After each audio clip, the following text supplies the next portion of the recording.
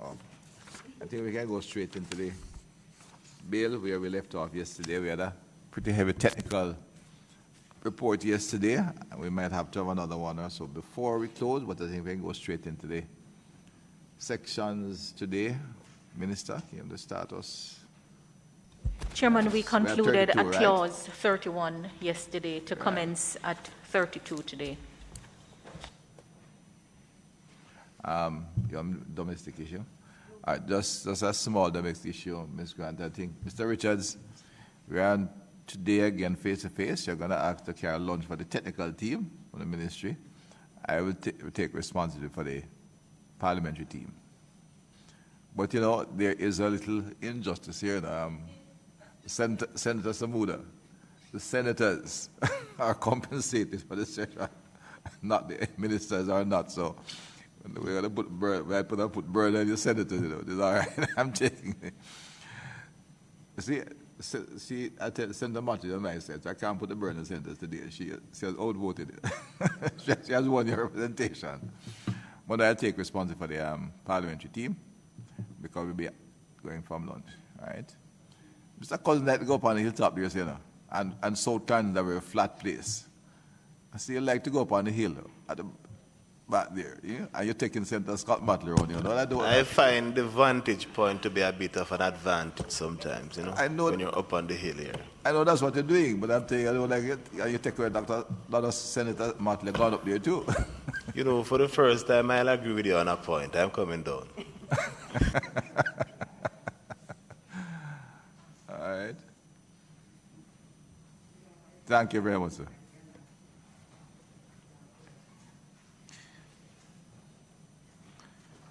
All right, so we'll proceed. 32 Minister, go ahead.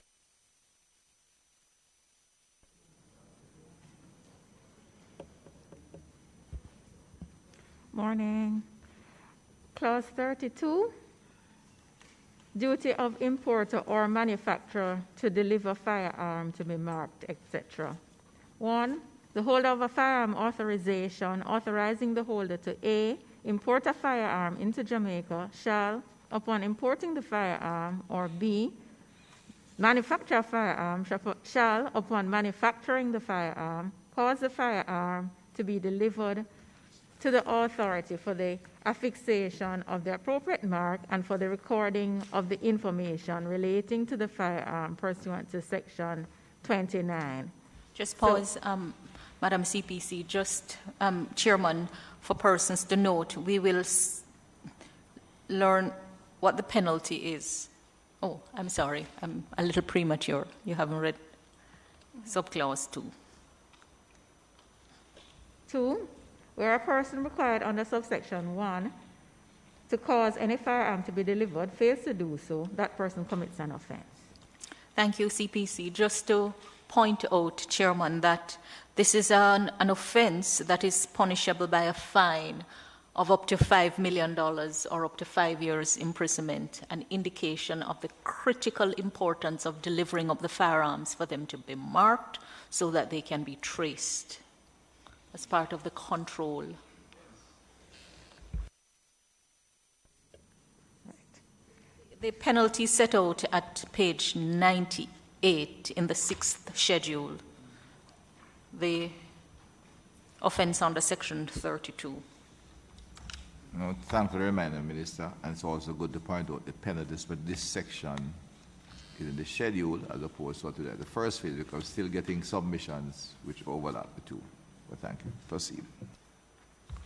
33. Restriction on trafficking in firearms and ammunition. 1. No person who is in Jamaica or who is a Jamaican national shall knowingly traffic any firearms, ammunition, or other category of conventional arms into or out of Jamaica or through or across Jamaica to another country without A. the appropriate firearm authorization to do so granted under this Act, and B. in the case of importation or exportation, the appropriate authorization issued by 1. the country to which the firearms, ammunition, or other category of conventional arms are destined for entry from Jamaica, and the country through which the firearms, ammunition, or other category of conventional arms are to be transited or transshipped, or 2, the country from which the firearms, ammunition, or other category of conventional arms entered Jamaica, as the case may be. 2, a person who contravenes subsection 1 commits the felony of trafficking in the firearms, ammunition, or other category of conventional arms, as the case may be. 3, All right, proceed. 3, a person in possession of any firearms, ammunition, or any other category of conventional arms with intent to commit a felony under subsection 2 commits a felony. 4, for the purposes of this act, a person shall not be held to import any firearms or ammunition into Jamaica merely by reason of such firearms or ammunition being in that person's possession or under that person's control on a vessel within Jamaican waters or on an aircraft flying over Jamaica or Jamaican waters or at an aerodrome or airstrip in Jamaica unless the person causes or attempts to cause or permits such firearms or ammunition to be landed from such vessel or aircraft in Jamaica otherwise than for the purpose of being delivered to a customs officer in accordance with section 36. And just to point out that the penalty for trafficking and being in possession with intent to traffic is also life imprisonment with a mandatory period of 15 years imprisonment before eligibility for parole. 34, importing a firearm that does not bear the required mark. A person commits an offense if that person imports a firearm that does not bear the mark required under section 29(1) or 2. 35, requirement for traveler to declare firearms and ammunition. 1, every traveler who disembarks in Jamaica shall make a declaration in the prescribed form to the Commissioner of Customs stating whether the traveler has in the traveler's possession or control any firearms or ammunition, and if so, the particulars of the firearms or ammunition as the case may be. 2, a traveler commits an offense if the traveler A, contravenes subsection 1, or B, in any declaration required under subsection 1, makes a statement which the traveler knows to be false or does not believe to be true. 36, duty of traveler in respect of declared firearms and ammunition. 1, a traveler who declares under section 35 that the traveler has any firearms or ammunition in that traveler's possession shall, unless the traveler is the holder of a firearm import permit, either A, cause the firearms or ammunition, as the case may be, to 1, be retained upon the vessel or aircraft upon which the traveler arrives in Jamaica, and 2, leave with that traveler on that vessel or aircraft when it departs Jamaica, or B, deliver the firearms or ammunition, as the case may be, to a customs officer in a sealed packet to be dealt with, in accordance with section 37. 2, a traveler who contravenes subsection 1 commits an offense. Just to say that for the traveler who fails to declare the ammunition or firearm or make any false statement in the declaration is liable on conviction to a fine not exceeding $2 million or to imprisonment for a term not exceeding 2 years. 37, procedure in respect of firearm and ammunition delivered, sealed by traveler. 1, each firearm or ammunition received pursuant to section 36 by a customs officer shall be retained in the sealed packet in which it is received until either A, the traveler from whom it was received produces to a customs officer a firearm import permit in respect of the firearm or ammunition, or a firearm authorization authorizing the traveler to be in possession of the firearm or ammunition and pays the appropriate customs duty and tax on the firearm or ammunition, in which event the firearm or ammunition, as the case may be, shall be delivered to the traveler, or B, the traveler provides evidence to satisfy the Commissioner of Customs that 1, The traveler is authorized, in accordance with this act, to import the firearm or ammunition into Jamaica in any case where the traveler intends to import the firearm or ammunition into Jamaica, or 2, in any case where the firearm or ammunition is being transited or transshipped through Jamaica to another country, the traveler is authorized, A, under this act, and B, by the appropriate authority in that country, to import the firearm or ammunition, as the case may be, into that country, in which event the firearm or ammunition, as the case may be, shall be released to the traveler. 2, where the information required under subsection 1 is not produced, the Commissioner of Customs shall cause the firearm or ammunition to be delivered to the police in such circumstances and after such period as may be prescribed to be forfeited under section 96 or auctioned or destroyed in accordance with section 102. Chairman, just to say to those who are listening that this provision is intended to take care of issues of travelers, and I know not so long ago there was a matter in the news where a traveler came in with a firearm. So all persons who are traveling, we know we have a lot of Jamaicans who come in from time to time. This is a provision that you have to take particular note of. 38, restriction on manufacture of firearms and ammunition. 1, no person shall manufacture any firearms or ammunition except under and in accordance with a firearm manufacturer's license granted under Part 5. 2, a person who contravenes subsection 1 commits a felony. 39, restriction on testing, etc. of firearms or ammunition. 1, no person shall, without the appropriate authorization to do so granted under Part 5, test, deactivate, modify, or proof any firearm or ammunition for another person. 2, a person who contravenes subsection 1 commits an offense. 40, restriction on dealing, etc. in firearms and ammunition. 1, no person shall deal in firearms or ammunition except under and in accordance with the terms of a firearm dealer's license or a firearm broker's license. 2, a person who contravenes subsection 1 commits a felony. 3, for the purposes of this section, a person in possession of A, 2 or more firearms, or B, 20 or more rounds of ammunition, shall be presumed to be in such possession for the purpose of dealing in the firearms or ammunition, as the case may be.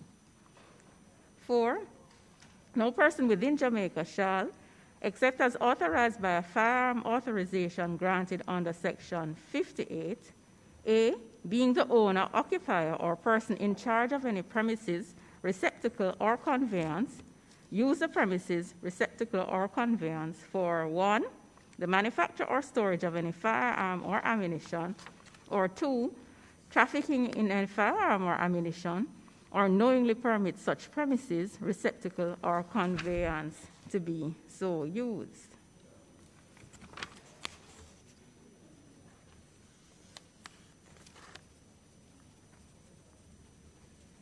Or B, provide financial or any other type of support to facilitate an activity listed in paragraph A1 or 2. 5, a person who contravenes subsection 4 commits a felony. 6, no person shall acquire any firearms or ammunition from or transfer any firearms or ammunition to an individual whom the person knows or has reasonable cause to believe to be under the age of 21 years, unless that individual is the holder of a firearm user's permit. 7, a person who contravenes subsection 6 commits an offense. 8, no person shall purchase or acquire a firearm or ammunition unless A, the person is the holder of a firearm dealer's license, firearm broker's license, or a firearm user's license in respect of the firearm or ammunition, and B, the person from whom the person purchases or acquires the firearm or ammunition is the holder of a firearm manufacturer's license, firearm dealer's license, firearm broker's license, or firearm disposal permit in respect of the firearm or ammunition. 9, no person shall sell or transfer a firearm or ammunition unless the person is the holder of a firearm manufacturer's license, firearm dealer's license, firearm broker's license, or firearm disposal permit in respect of the firearm or ammunition, and B, the person to whom that person sells or transfers such firearm or ammunition is the holder of a firearm user's license, firearm dealer's license, or firearm broker's license in respect of the firearm or ammunition. 10. No person shall, except in accordance with this section, accept the transfer of a firearm or ammunition pursuant to any purchase or acquisition of such firearm or ammunition. 11. No person shall sell or transfer a firearm or ammunition to any person except in accordance with this section. 12. A person who contravenes subsection 8, 9, 10, or 11 commits an offense. 13. Subsections 8 and 9, insofar as they relate to the acquisition or transfer of a firearm or ammunition, shall not apply to the possession of a firearm or ammunition by any person mentioned in paragraphs C to J of section 46.1, that is, exceptions to restriction on possession of firearms, ammunition, etc., in the circumstances set out in those paragraphs. 41. Purchase, acquisition, and delivery of firearms and ammunition. 1. Where any person in this section referred to as a purchaser, other than the holder of a firearm dealer's license or a firearm broker's license, proposes to purchase or acquire a firearm or ammunition from any other person, in this section referred to as a vendor, A, the vendor and purchaser shall certify to the board in writing the particulars as to 1, the purchaser's name and address, 2, the vendor's name and address, B, the board shall notify the purchaser and vendor in writing as to the terms and conditions on the fulfillment of which delivery of the firearm or ammunition will be permitted, and C, the purchaser shall not accept transfer of the firearm or ammunition unless the purchaser is the holder of an authorization in respect of the firearm or ammunition. 2, where the transfer of a firearm or ammunition is effected in contravention of any terms or conditions imposed by the board pursuant to subsection 1, the purchaser, or as the case may be, the vendor of such firearm or ammunition commits an offense. 42, restriction on modification of firearm by gunsmith. 1, the holder of a gunsmith's license shall not accept delivery of any firearm or ammunition for the purpose of effecting any modification thereto, A, elsewhere than at the premises in respect of which the holder is licensed as a gunsmith, or B, from any person unless the person produces or causes to be produced the appropriate firearm authorization granted under Part 5 in respect of that firearm or ammunition as the case may be. 2, the holder of a gunsmith's license shall, as soon as possible, enter in the records kept by the holder pursuant to Section 76, records to be maintained by the relevant licensee, the particulars of each authorization produced to that holder pursuant to subsection 1B. 3, the holder of a gunsmith's license who contravenes subsection 1 or 2 commits an offense. 43, sale, testing, deactivation, modification, and proofing of firearms and ammunition, requirements for holders of gunsmith's license. 1, no holder of a gunsmith's license shall sell, test, deactivate, modify, or proof a firearm or ammunition for any person whom the holder knows or has reasonable cause to believe, A, is not the holder of a firearm authorization, authorizing that person to be in possession of the firearm or ammunition, B, is a restricted person, C, is under the influence of or is dependent on any substance which has an intoxicating or narcotic effect, or D, is suffering from a mental disorder as defined under the Mental Health Act. 2, a person who contravenes subsection 1 commits an offense. 44, approval for modification or conversion of firearm, etc. 1, notwithstanding anything in Section 13, prohibition on alteration of ballistic signature, conversion of firearm or prohibited weapon, the holder of a gunsmith's license may, in accordance with the prior written approval of the authority, convert or modify firearms or ammunition. 2, the minister shall prescribe the minimum standards for the modification of any firearm or ammunition pursuant to an approval under subsection 1. 3, the requirement for approval under subsection 1 shall not apply to the holder of a firearm manufacturer's license operating in accordance with the terms of that license.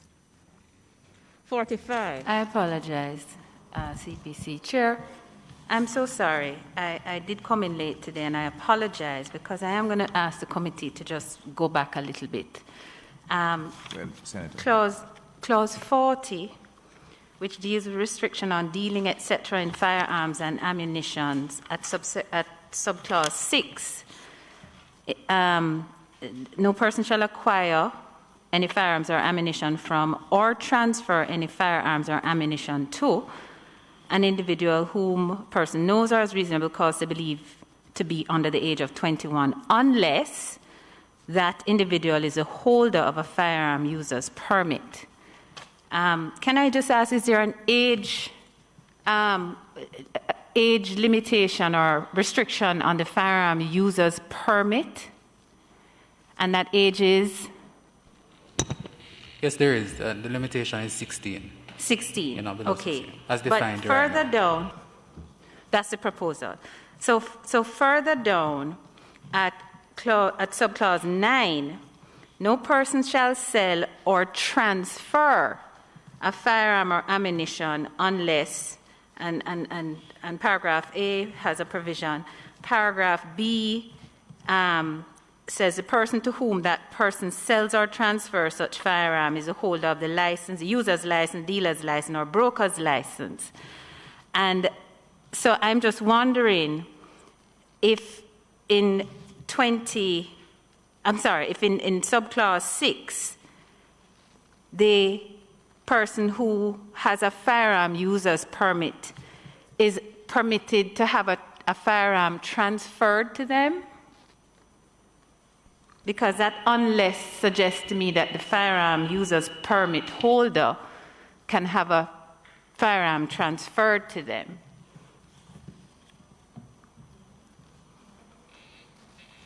Of course, the user's permit is not included in subclause 9, but I don't think that was the intent, because someone with a user permit has a user permit for a firearm that a license holder possesses. So should we have that unless phrase in subclause 6?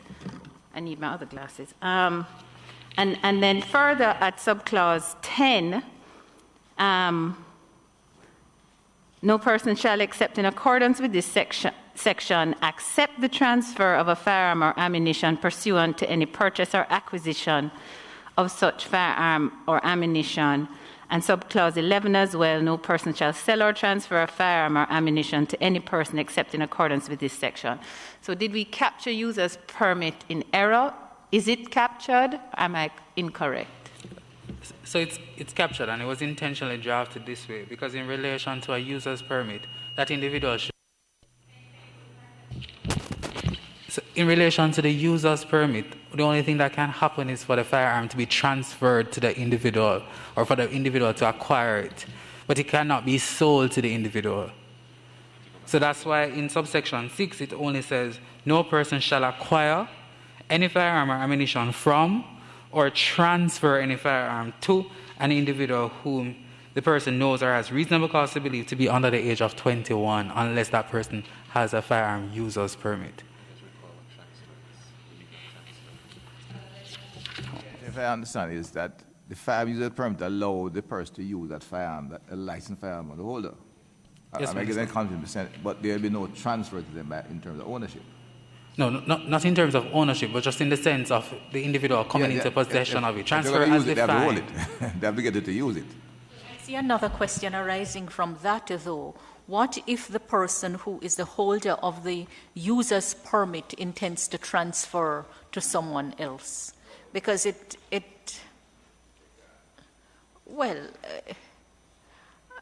let's think about it practically. You're not to acquire it from or transfer. So it's neither to acquire nor transfer unless you possess, if you're under 21, unless you possess it.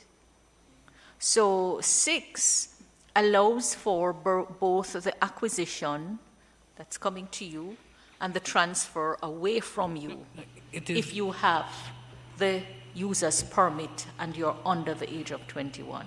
Minister, it's a transfer to, not transfer from, but transfer to the individual.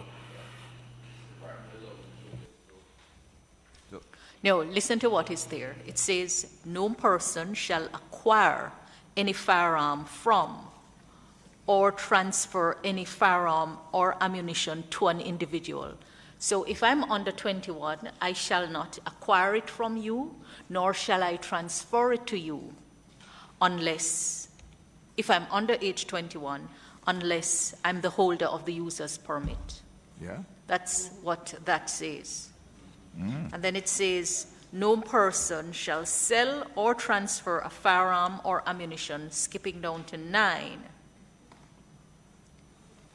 unless the person is the holder of the firearm, manufacturers, the dealers, etc. So 9 is excluding a transfer by a person who is under the age of 21 unless the person holds the firearm user's permit. No, it doesn't have a permit there. No, look at it. There is no outright prohibition of acquisition or acquisition by or transfer from a person who is under the age of 21. Right. There is no outright prohibition. What the requirement is that you are to be the holder of a firearm user's permit. No, it doesn't have. Section 9 doesn't require does not have firearm user's permit. Right, but Section 9 is dealing with transfer or sale. And transfer is permitted if you have the firearm user's permit. No. And you're under the... Oh, where is that there? That's clause 6. It's an incoherency, that we're looking at. Senator. It's an incoherency in the section that may have unintended consequence. No, I think Minister is raising an additional point. Yes, but they're both linked. So my point being that you permit the transfer to a user's permit at clause 6, right, that's but correct. then you preclude the user's permit from a transfer at clause 9b. And then my minister is saying that, making the issue about the no outright prohibition in relation to transfer from such an individual. Am I correct, Minister? So it's two different points, but they're conflicting clauses. Trying to, all right, from a layman, I'm the advisor on this. My understanding, number 6 allows you to transfer to the person with the user's permit, who's the junior, right? That's what makes it legal for you to give him a user's permit and he uses my firearm, whether bird shooting or clay shooting. But in 9, he's not being allowed to transfer it to anyone. In 9, he's not allowed to receive the transfer. At B, no person shall sell or transfer a firearm or ammunition unless, and B sets out who is the unless, but it doesn't include the user's permit. I see technical team people nodding their head. So I'm not off then. So can we address now Minister's point in relation to transfer from? What would allow someone with a user's permit to transfer to someone else? Because there being no outright prohibition, if you don't say I'm not allowed to do it, then I can do it.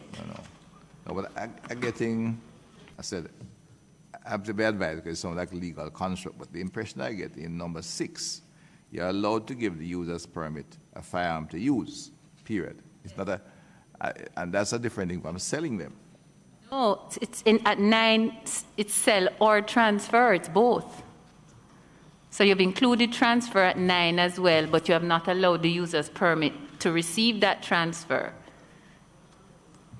And then let me complicate it a little bit more, Chair, can I?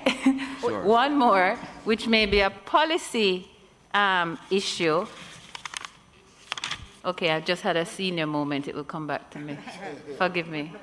While it comes back to you, just to say that what 6 does, it places a responsibility on both the person receiving and the person giving to someone who is under the age of 21 to ensure that that person is the holder of a user's permit, right?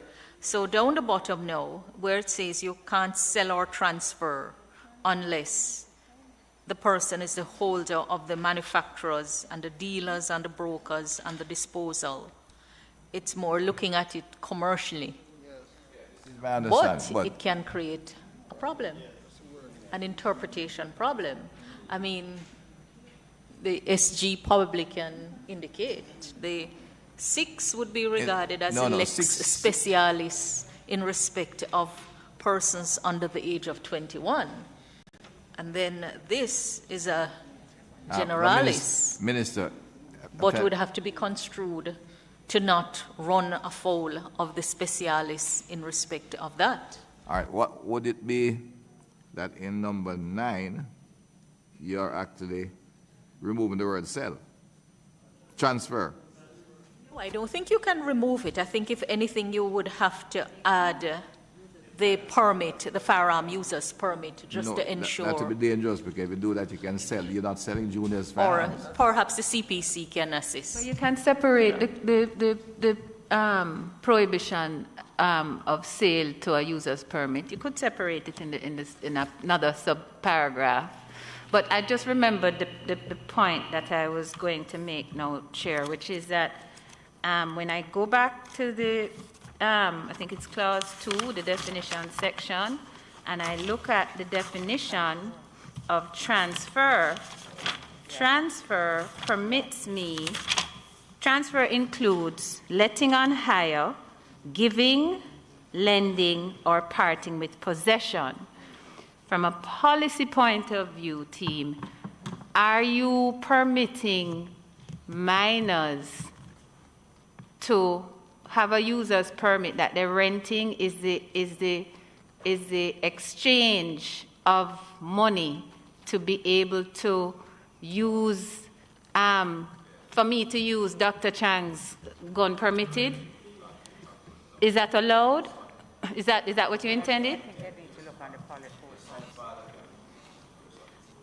Yeah, but can my son's uncle rent him his gun? Is that, from a policy position, do you want that? I don't think that was intended. That was not intended. Maybe worthwhile interrogating, but I don't think that was the initial intent. But that's what is allowed with the use of transfer. So if from a policy point of view, you don't want minors exchanging money for guns that they can use with their legitimate user's permit, then we need to tidy that up.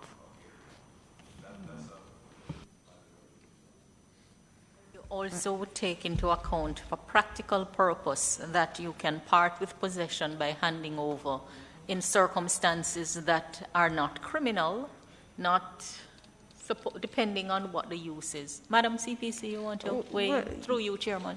Thank you. Well, I'm looking at the definition of firearm user's permit. It seems to me that that person who is in that particular age bracket is only allowed to use a firearm with the permission of the holder of a, the holder of a firearm user's license. So I think that the provision in subsection 6 of section 40, it's not appropriate at all to speak about acquiring or even transferring, because the sole framework for the possession by a holder of a firearm user's permit is with the permission of the substantive license holder. So all 6 would perhaps need to say is that they prohibit anybody from parting with possession of a firearm except in accordance to a person in that age group, except in accordance with the terms of the user's permit, firearm user's permit.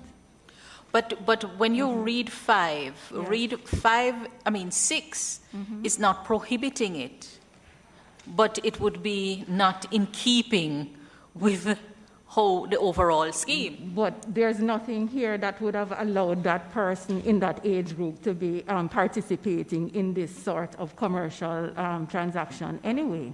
I'm sorry, CPC. Yes. Just some clarity, because I'm not sure if I am understanding what you're saying. Can you just go over it one more time, please? Well, if you look at the definition of firearms user's permit in terms of what is allowed there for these persons who are not younger than 16 and not yet 25 years old, it's that the permit allows them to use a shotgun, air rifle, or ammunition with the permission of the principal holder of a firearm user's license.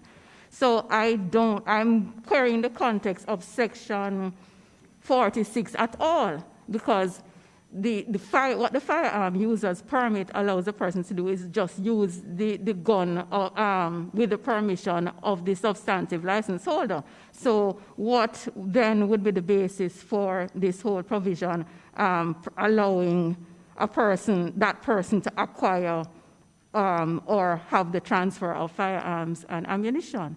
So you're saying that for Clause 6, that should be taken out completely? Yes.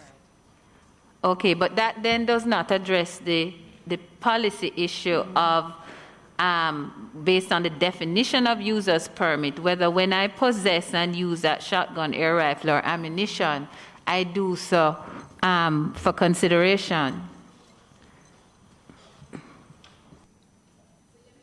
Pose a question that may. So if Minister, before you go ahead, get it. So is the CP so we will delete 6 altogether? Okay. So I'm asking. That's how.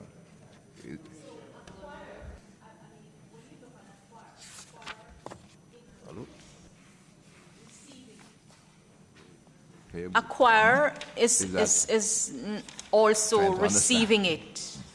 Receiving it. Okay. All right? You can, or borrowing. So in circumstances where minors, well, persons under 21 are allowed to possess, let us use the bird shooting as an example. So a father gets the appropriate authorization to enable his son to possess the firearm that he uses. And his friend does the same thing. If the one son and another son were to just hand over in circumstances, would this be the one that would enable them if both are holders of the permit without it being used?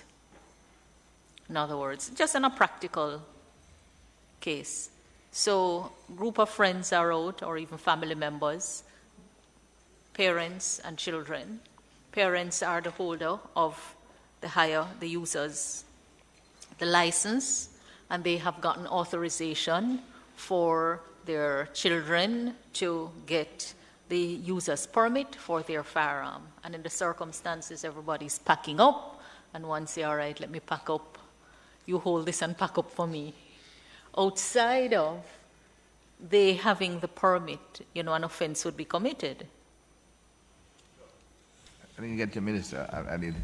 But the father, no, I'm just trying to clarify it, so as we go, I need to understand that. The father can ask for parents for 2 sons, or even more. Once the children are 12, or once we get to 12, which will be there, with 16 are drafted. But 2 or 3 kids, it doesn't matter. You get user's permit for the one firearm. Chairman. But if they are out and exchange it without the user's permit, they're doing something wrong. And the authority law can accommodate that. Talking about just an innocent circumstance, not anything in a particular context where we know firearms are handled lawfully.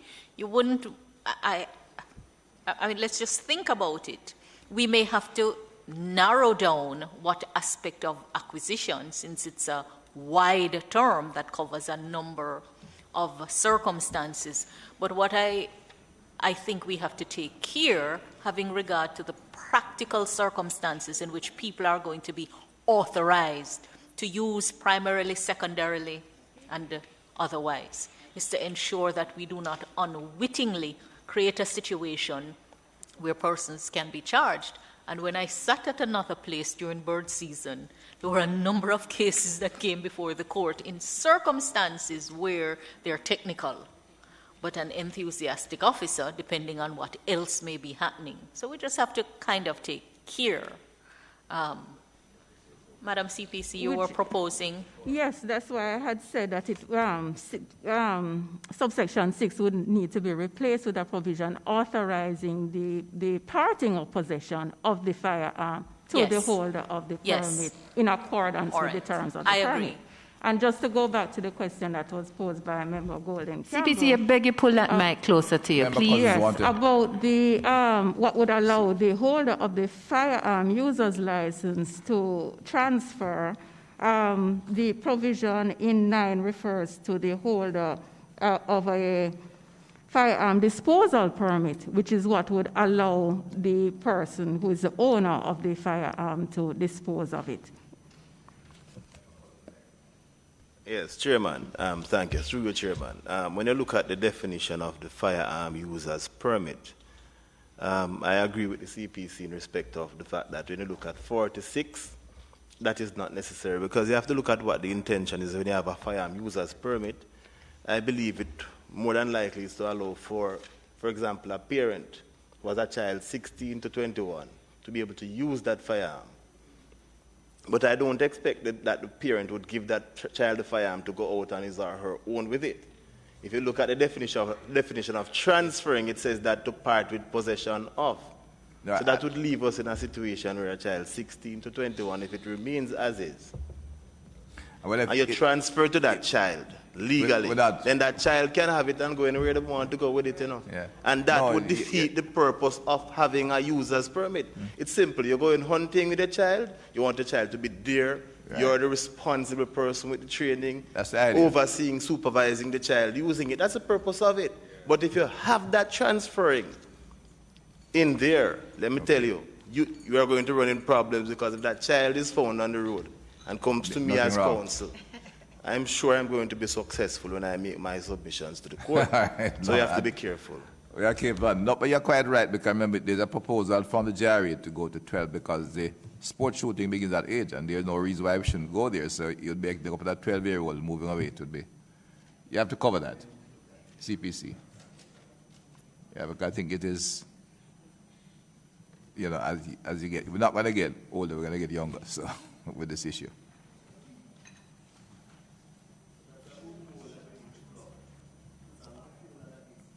No, well, it's absolutely necessary, because I said we are likely to, I think it's, you know, and I said we're likely to go with where the clay shooting is concerned. I said the proposal I think is acceptable. We'll be going as low as age 12.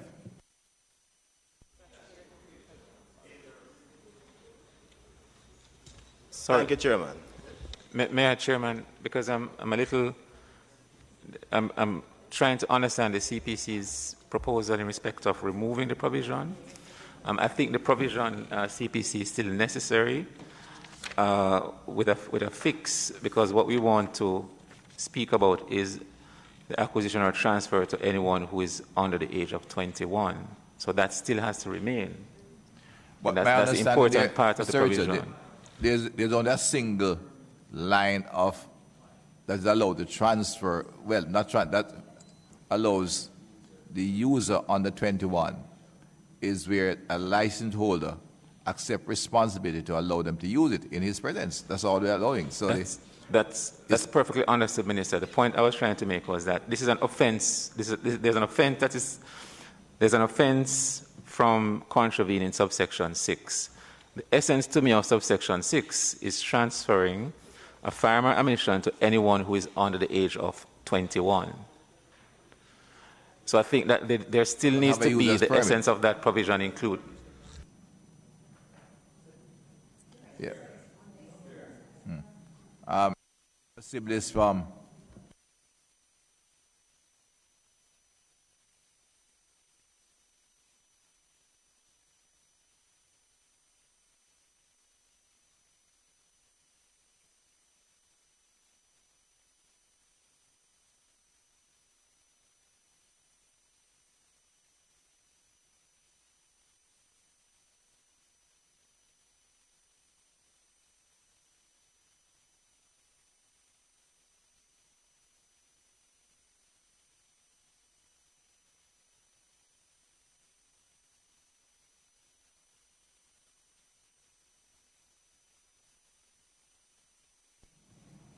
no members. Again. Yes, you're suggesting that.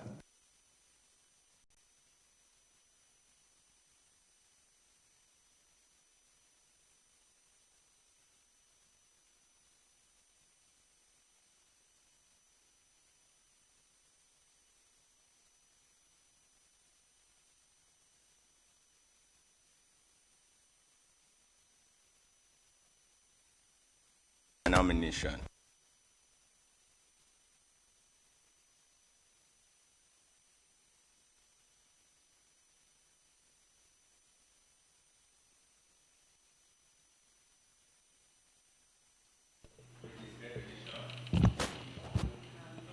No, member, it would not. It's essentially just a clarification to this section. Because the section just simply says that if you're below the age of 21, you're not supposed to be receiving. You're not supposed to acquire or transfer a firearm. When you look at the definition of the firearm user's permit now, it just sets a greater context that if you're below 21, but you have to be above 16 to be in possession or to have or be the holder of the firearm user's permit. So it's essentially just an additional clarification to what is in subsection 6.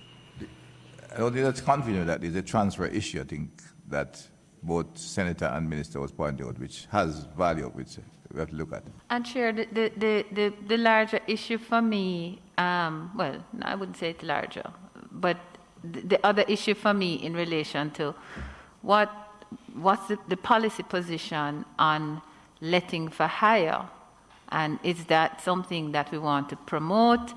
And if it's no, then transfer includes letting for hire, and we have to address that, because I could see a nice rousing business that I could set up, renting my gun to somebody who guns are expensive, eh? That's a nice little SME type of activity that Dr. Chang don't want me to get into.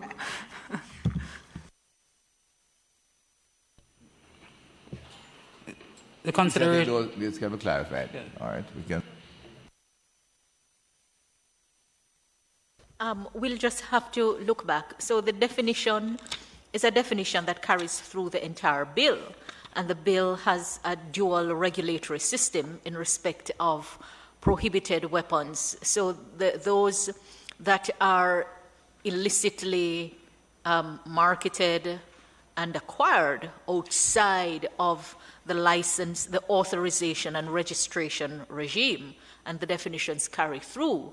But I do accept that we'll have to just look back to see when used fully, because we can't pass it in a certain way, knowing what is defined as, and then, you know, say that's not what we intend. We really have to take care with what we intend when a word is defined generally and is used throughout. So one of the issues that we will have to return to, so is the age range for the issuance of the firearm user's permit. This is the one that you are allowed to use the firearm user's licensee's firearm or ammunition on. And that the lower age limit has raised some questions, and we have reserved the relevant clauses to return for discussion. But it is important to understand that part of the regulatory regime, so there is no right to hold a firearm. The firearm is a regulated industry, and you will be authorized through different types of authorization to do a range of activities. There is a duty to ensure that all firearms are delivered up for marking and that we have ballistic signatures for all of them. If they are privately owned, responsibility resides with the Firearms Licensing Authority. If they are publicly owned, it resides with the Forensic Institute. And there is a register where all of the firearms that come in lawfully would be marked, signatured, and can be traced. So everybody has to understand that every firearm in Jamaica, the intention is to ensure that we can know when it came, who had it, who transferred it, who acquired it, over the lifeline of it. In respect of fitness to hold it, that is determined, among other things, including age. So there is an age limit, and questions have been raised about whether the limiter that is set for the secondary holding should be looked at again in light of activities that take place and which we promote. Look at that. And we will return to business that. submission. But let me hear, Madam CPC, Too many back. you have an idea as to how it could be revised now, or you will reserve it? But the point Mr. Richards made is that a provision is required to place a duty on persons who would who would put in possession persons under the age of 21 to ensure that that person is appropriately authorized. And for that person also, in passing over, to ensure that the other person is appropriately authorized. Chair, I'm sorry. I'm going to have to step out of committee for a few minutes, but I want to land one point, and it's a Sankey I'm going to sing in future parts coming out. And I'm not a proponent of joining the licensing regime and the regime that deals with illegal firearms and those people who are not captured by the licensing regime. I want to put that on the record. I'm going to sing that tune in future parts as we go through. Chair, excuse me. Thank you. I was trying to get it not. I don't support it, Chair, because I think that's part of why these clauses become confused in terms of how we are capturing the offenses. And a further point to that is the kind of penalty we're levying on those who have licensed firearms, who are people we know, who are traceable, who we can capture pretty easily, as opposed to those who are not within the licensing system and we don't necessarily know who they are, nor can we identify the weapons that they have. Just put that in your craw for a minute. I'll come back to you on that. But I think a lot of the time we have spent in going over this bill, and really years literally, was to do just that. Man, that's what this bill is, that one section of the bill deals with the unlicensed, the illegal firearm of which there is no trace, and that's settled on some very stiff penalties, and the rest of the bill deals with the regulated industry. In fact, the primary change in there is to introduce international requirements, which we're not meeting in the original, because it's an old bill. Except, Chair, that once the licensed firearm holder falls in breach of the license, there are provisions in this bill that treat with him or her in the same way that they're treating with the illegal weapon holder. I've seen that in some instances, and I don't want to delay the CPC to move forward. I will come back with my citing of those provisions in the future. Just before you go, your point is a valid point, and I think it is borne out by way of example of how acquire and transferring are defined, because on the regulated side, there is no permission or authorization for hiring firearms. But we know that that is a practice that is done in the illicit market. There is no room for you to lend or borrow a firearm. But you can give it, and you can part with possession. So the letting on hire, the lending are two issues we will have to flag on the transferring side, and then the hiring and the borrowing are two of the ingredients of the definition that we will have to look at again to see how they're carried through. We are breaking new policy ground, and we did anticipate that some issues would raise questions, and we would have to refine, and that's why we're here. No, where those things show up, Minister, yes. happy to say we thought I've spotted them already, Yes. but the purpose, I know that I'm not lawyer in all this Right. process. But just to say, the point made by Member saying- Golding is well taken. No, I'm saying that the whole purpose of this long delay in this bill is trying to find a solution to that, to separate the unregistered firearm, which we know classified as prohibited, and I expect the law would treat the prohibited weapons as a different category from those that are registered and traceable and known. That is the purpose of this split, and I hope it has been maintained throughout the bill. If there is no overlap, it has to be corrected. I have no doubt we will get it done, DPM.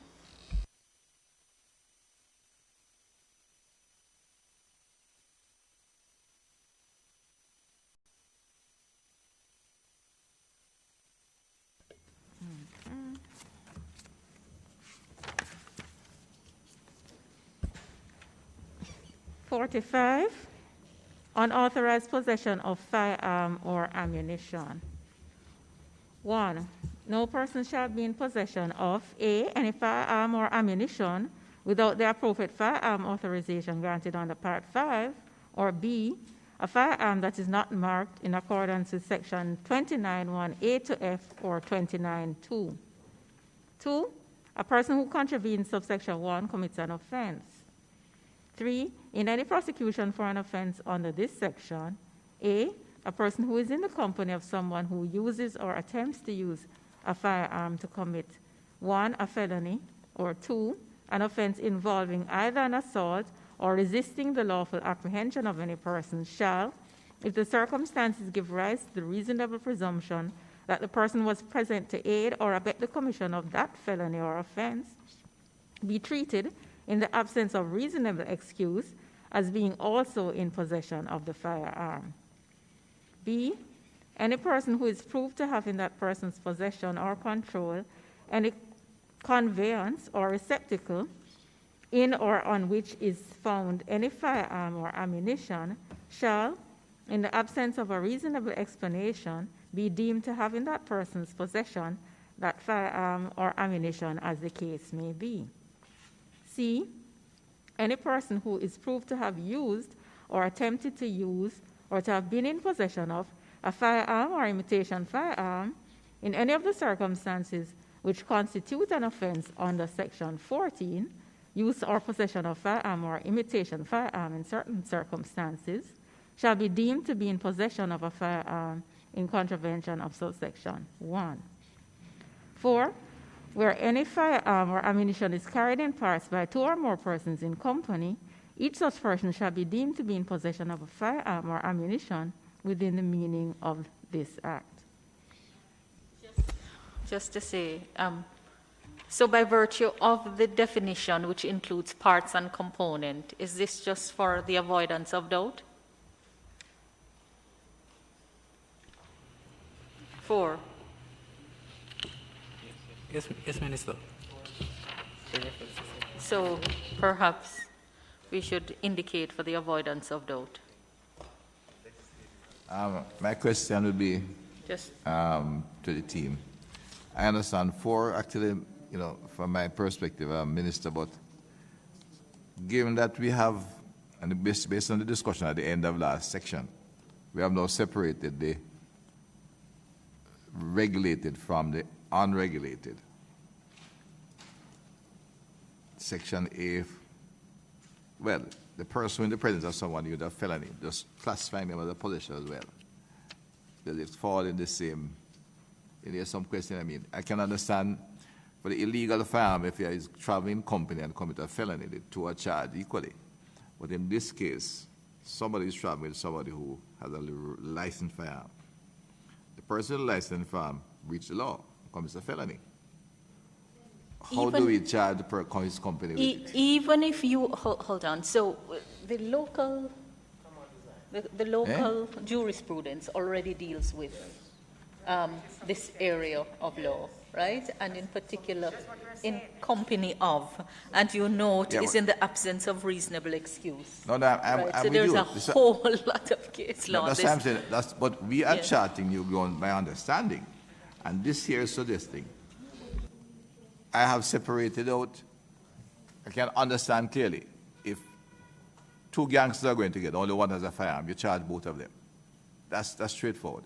But two people are walking, maybe even unknown to each other. One man commits a felony with a firearm, and the one with him is also charged.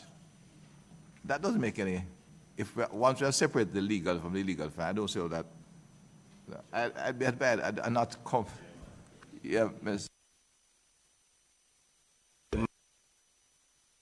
Yeah, go ahead.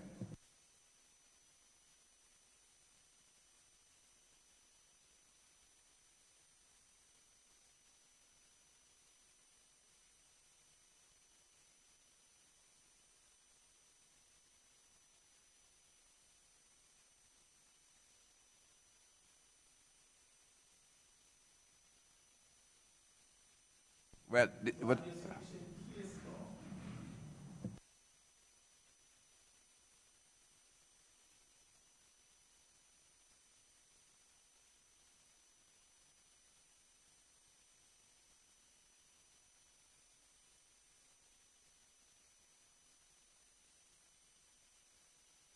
Well, I'd expect that if you can prove it, then the person will be charged. But in this case, give us how we have structured the law.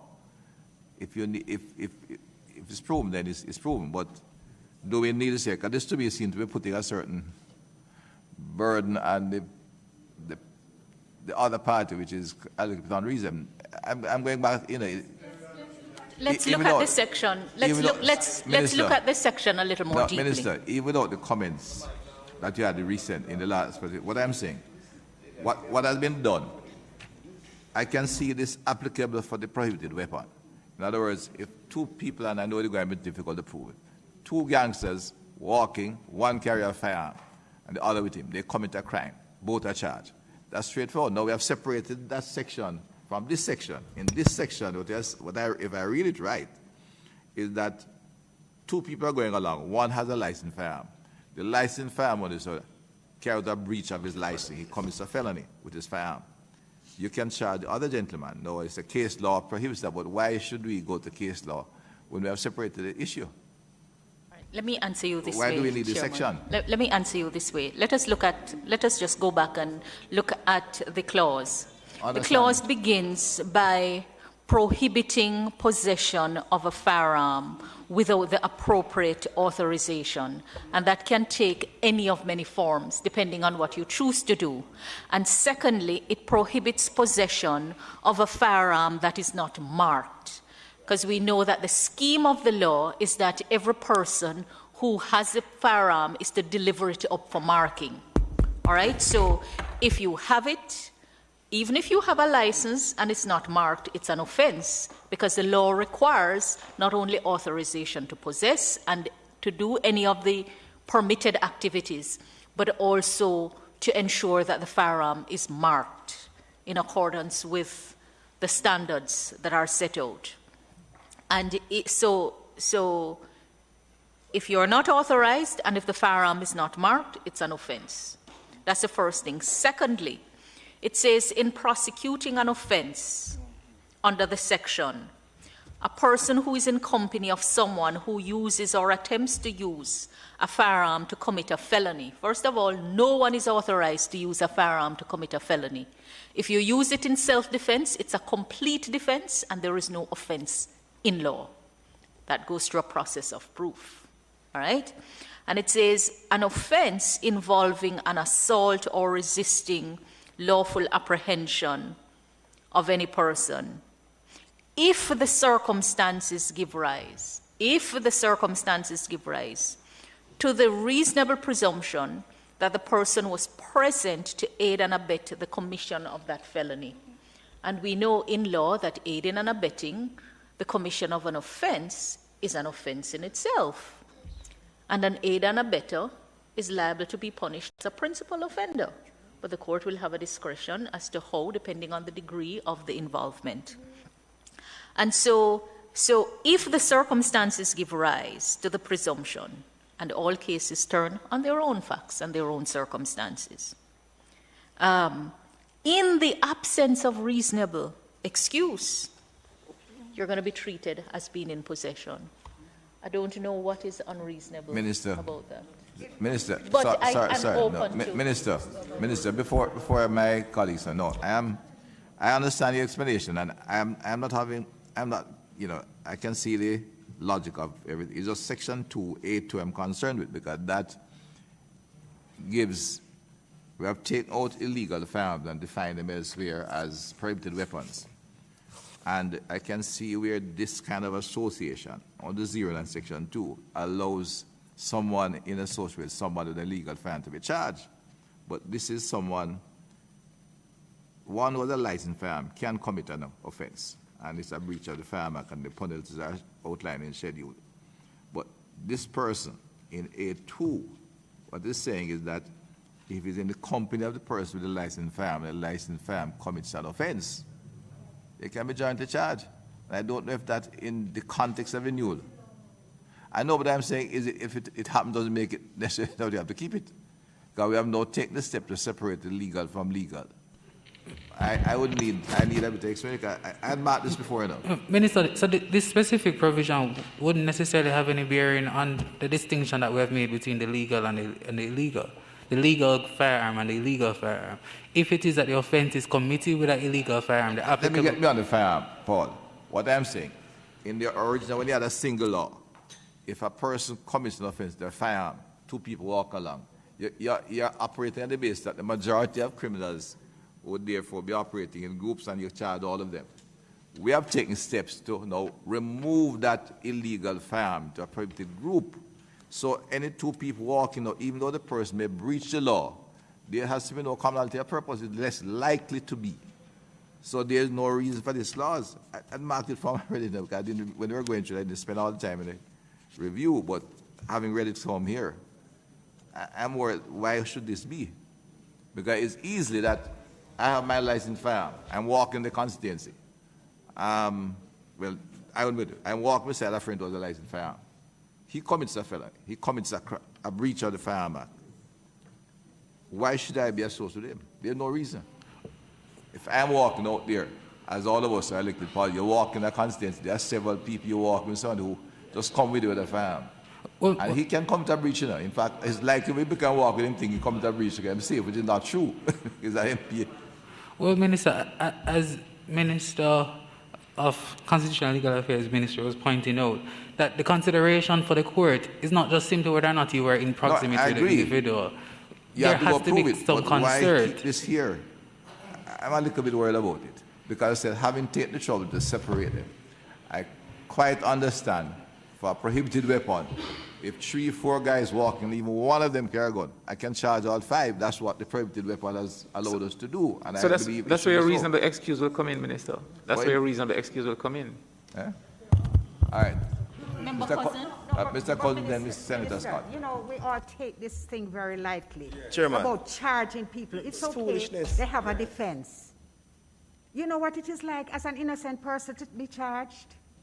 You look at the law and you say, oh, they can give reasonable excuse. I can say I was walking to beside Minister Chang, and I was just sauntering along because he was in the area on a campaign. But the fact of the matter is that the legislation permits me to be charged. There is a presumption of innocence in every time you go before the court. Remember that. The fundamental thing is you're presumed innocent.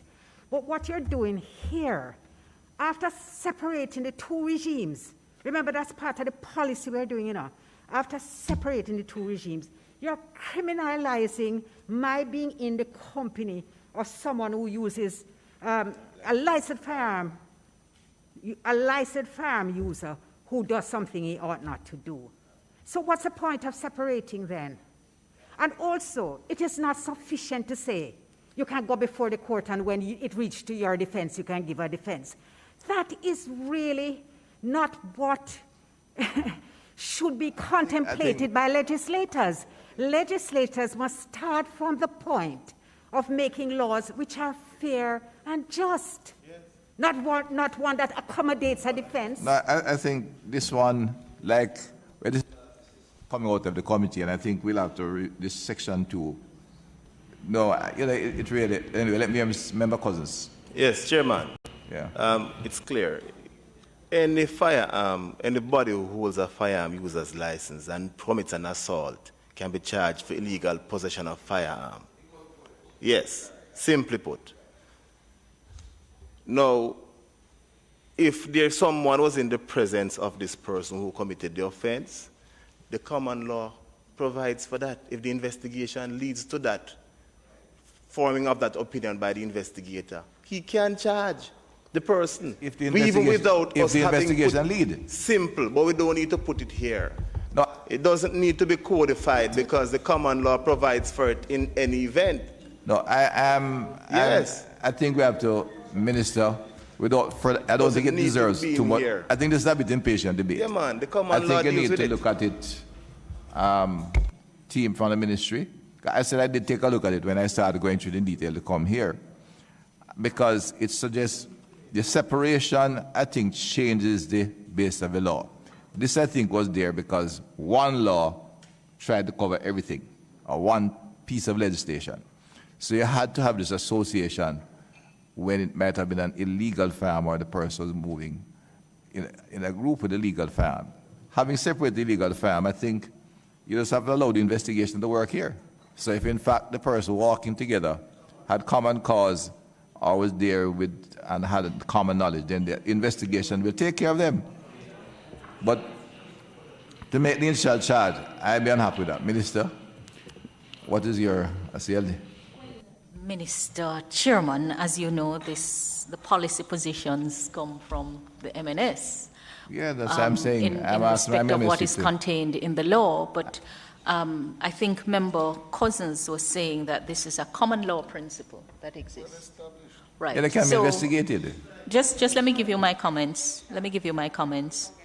It is quite permissible for statute law to codify common law. And in so doing, you can modify it or you can keep it as is understood. Just let me hear that. Just let me indicate the position. All right. So let me just share my comments. I've been asked my views. Let me just share the view. We're reviewing it. My sharing my view doesn't mean that the committee is making a decision. I'm just sharing my view on the matter.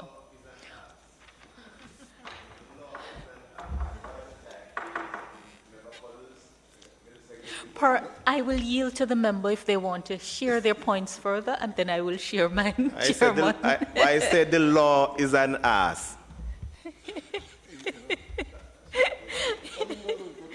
All right, so let me respond to Member Scott Motley's I'm not comments. entitled to that comment. Let me respond to Member Scott Motley's comments about the need to legislate fairly. There is no divide between Member Scott Motley and me on that point.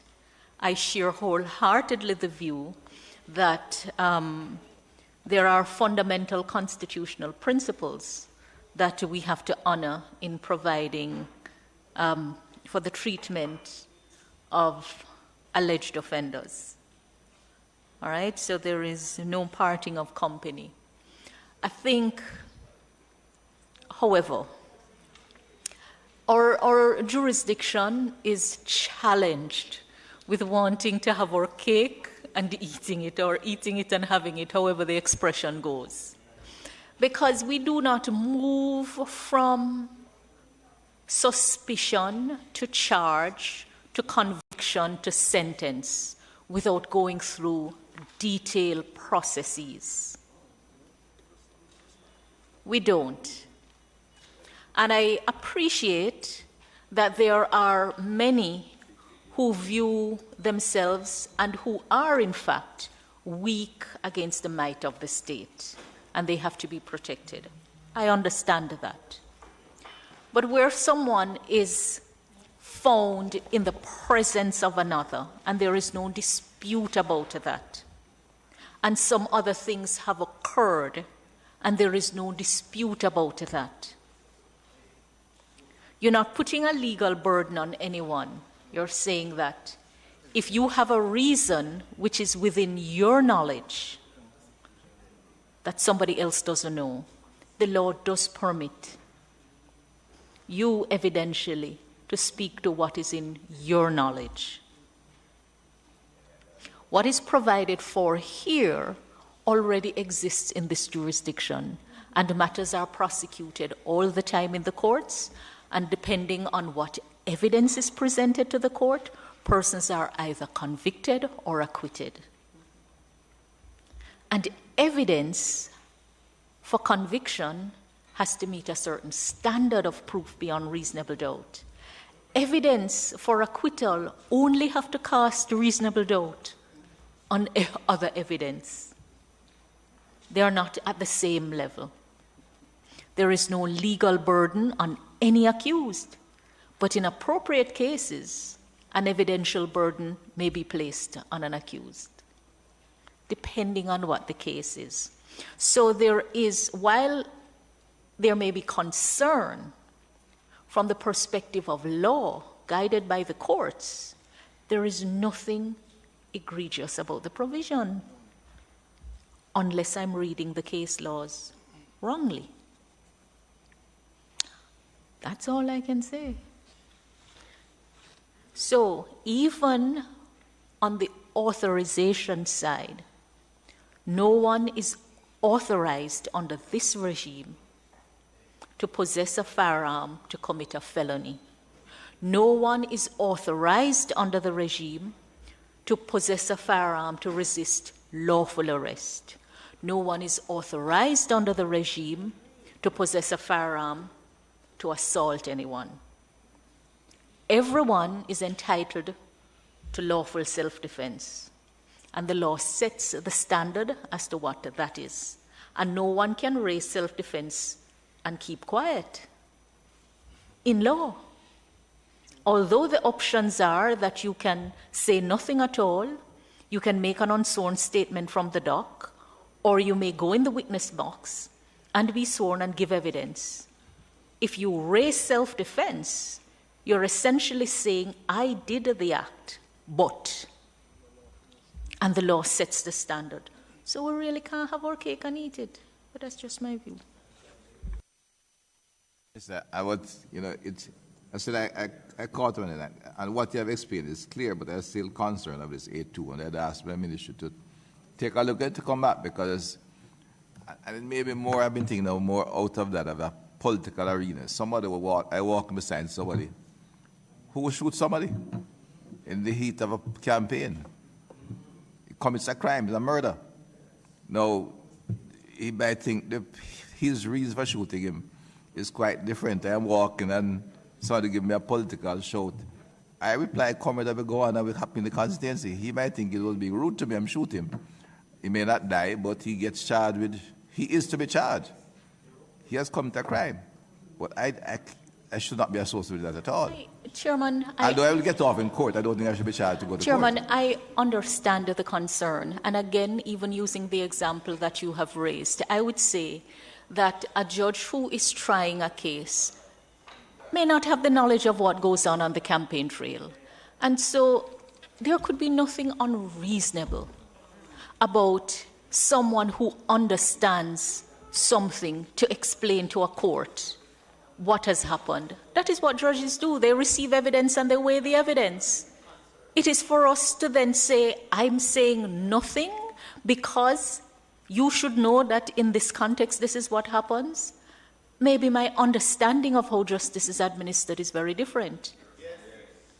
But it is not unfair because if the Crown proves its case beyond reasonable doubt and there is nothing else raised, a conviction is quite proper. If the Crown appears to prove its case beyond reasonable doubt and something is said that causes a reasonable doubt, an acquittal is in order. So I don't want you to make snide comments about issues of justice because they are not issues to be joked with. No, I don't think there's anything light about this. I want to ask please, Senator Cousins, the minister. I think the seriousness of the matter is borne by everyone. I think it's just real that issue has been raised, which I think has a valid two sides to it. I think the minister should take a look at it again, quite frankly.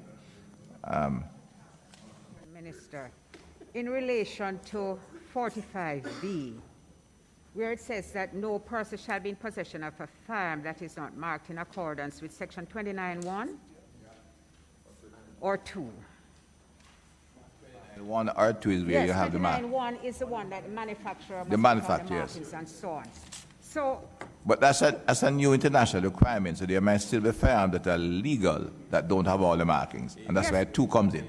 yes, that's the whole point I'm making. Right. So the onus is, how do I, as a firearm holder who has been licensed for 20 years, I don't have the... 2 would apply to you. As I said, 29(1) has been brought in because the 29(2) only has the manufacturer and the serial number, and that's fine. Right. But the new requirements are the new manufacturer have all the long list in 29(1), so it has to be in the law. What 29(2) is allowing you that if you have a firearm of some time and it didn't have all the requirements, it still can be registered. And as we are now in the... I know, but who exactly is this intended to Just target? look on one member, Scott Motley. It's the importer, the exporter, the transitor, or the transshipper, or the manufacturer. Right, and that is in keeping with part of the goal. So the other part is saying, notwithstanding that requirement, which is now the international requirement, you may have firearms.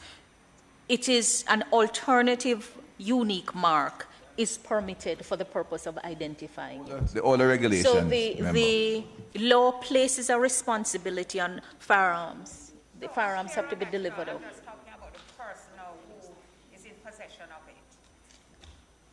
So right now, the way it is contemplated, Minister, before you no, reply, your Minister. duty is to deliver it up to have it marked. Yes, marked for the recording purpose.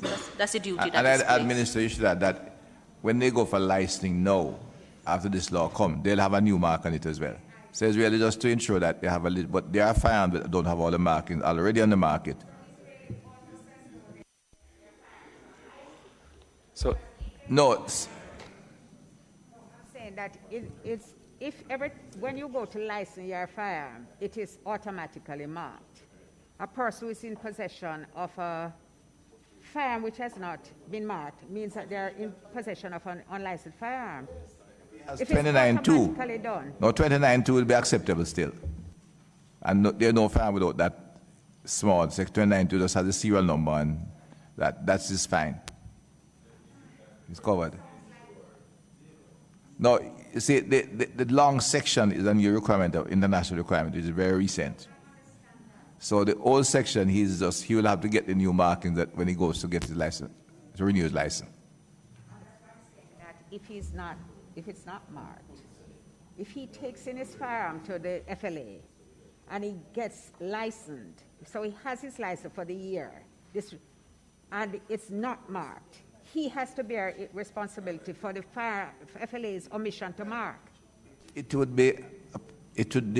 This is where now the investigation confirm. The law is only now passed, let's say, is effective January 2021. He's due to license in August. Between now and August, he would not have the additional marking. So it wouldn't be an issue. But when he goes to license, he'll get the additional marking at the Firearms Authority. What I'm saying is, and if for any reason the Firearm Licensing Authority omits to mark my firearm. Not me. I go and I renew my license as I'm obliged That would be failure.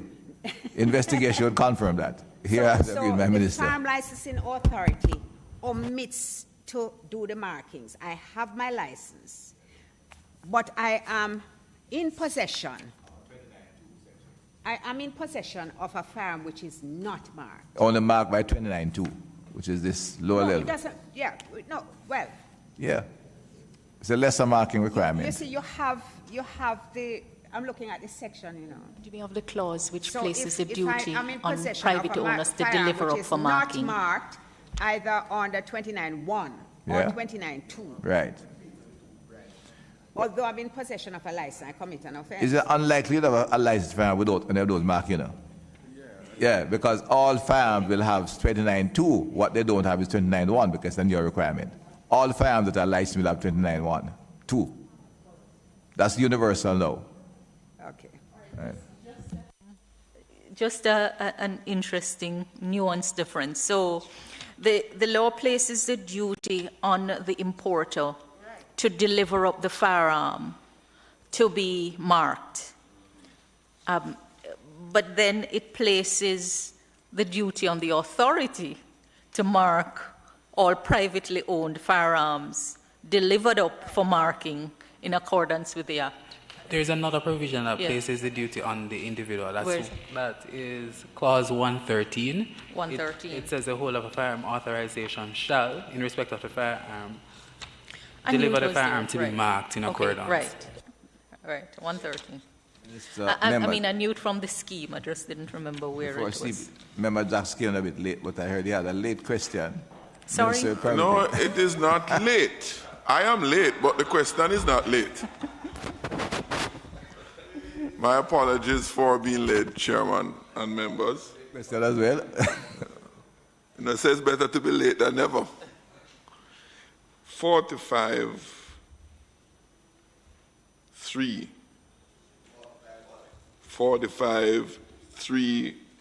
45(3)(a)(1). 45 reads, no person shall be in possession of, and it sets out there. 3 says, in any prosecution for an offense under this section, a person who is in the company of someone who uses or attempts to use a firearm to commit a felony or, as sets out before, being in the company of, that one bothers me a bit. Because I can tell you, I walk all around and many people come in my company who I don't even know. Member Jackson, the matter was debated extensively, and the chairman had a view and the other views, but there are some coincidences there, and I think you know my territory as good as I do. You see, Chairman, Member like Jackson. me who just walk at different Member places, Jackson. many persons will just walk at different places would read this too. Member Jackson, so this suggests that the chairman have an even bigger occupation than you do, and understand.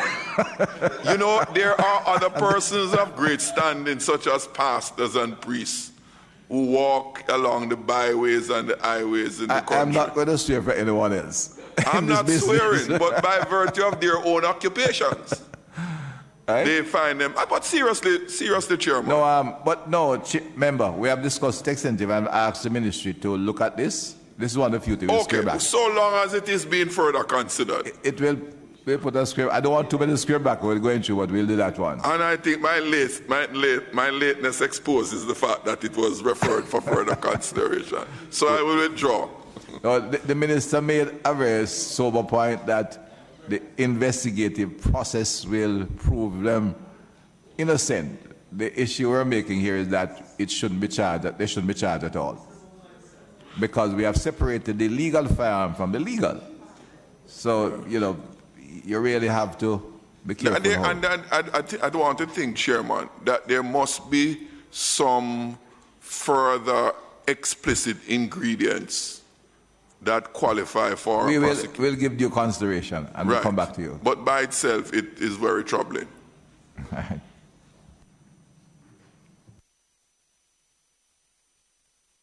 Minister.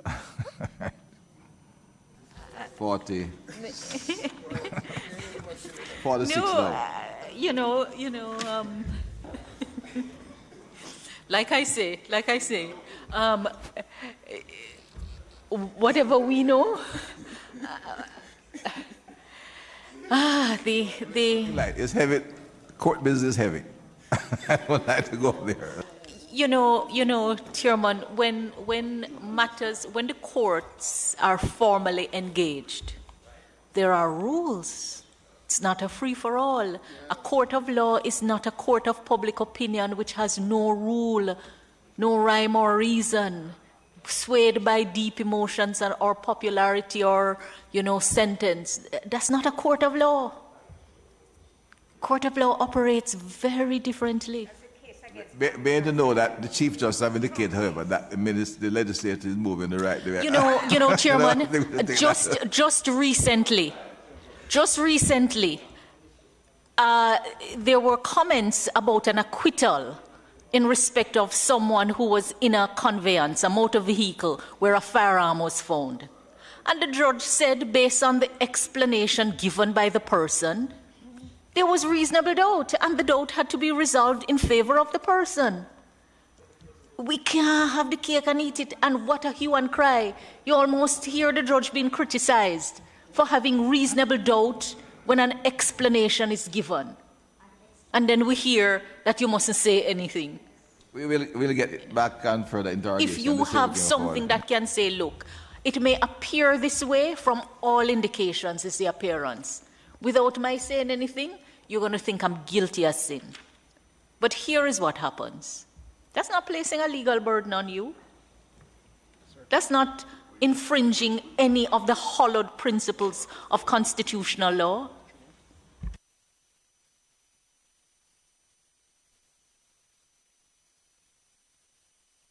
Proceed, Madam CPC. 46.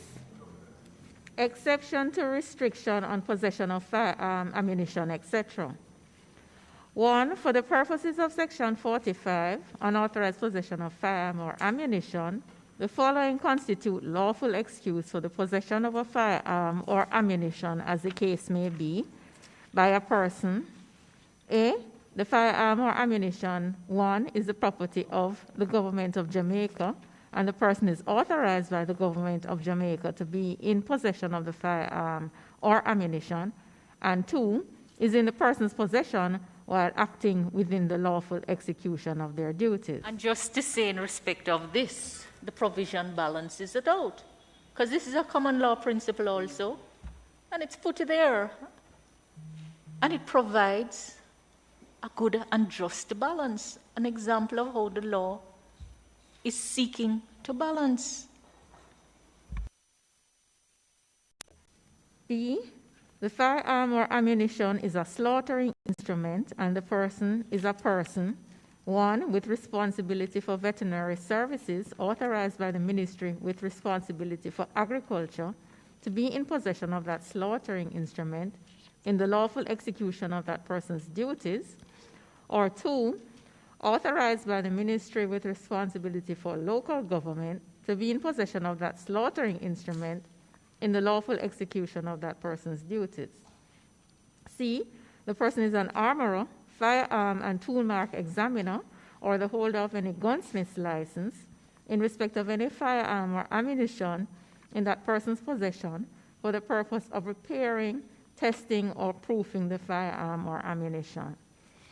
D, the person is, 1, the executor or administrator of any estate of any deceased person, or 2, the trustee in bankruptcy or liquidator of any insolvent person who, or of any company in liquidation who, before the death, insolvency, or liquidation, as the case may be, was the holder of a firearm user's license, firearm manufacturer's license, firearm dealer's license, or firearm broker's license, in respect of any firearm or ammunition forming part of the inventory in the estate, bankruptcy, or liquidation.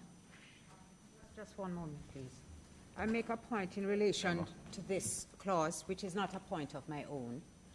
Senator Golding, before she left, pointed out that in her view, this, the description of being the holder of a firearm user's license and so on, should also be included at 1. So the deceased person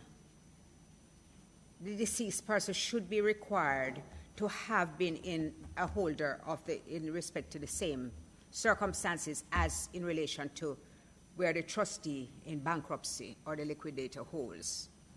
And it seems perfectly logical because you have to establish that the deceased person was legitimately, had a right to have the firearm in their hand. But I'm not claiming the point, I just simply agree with it.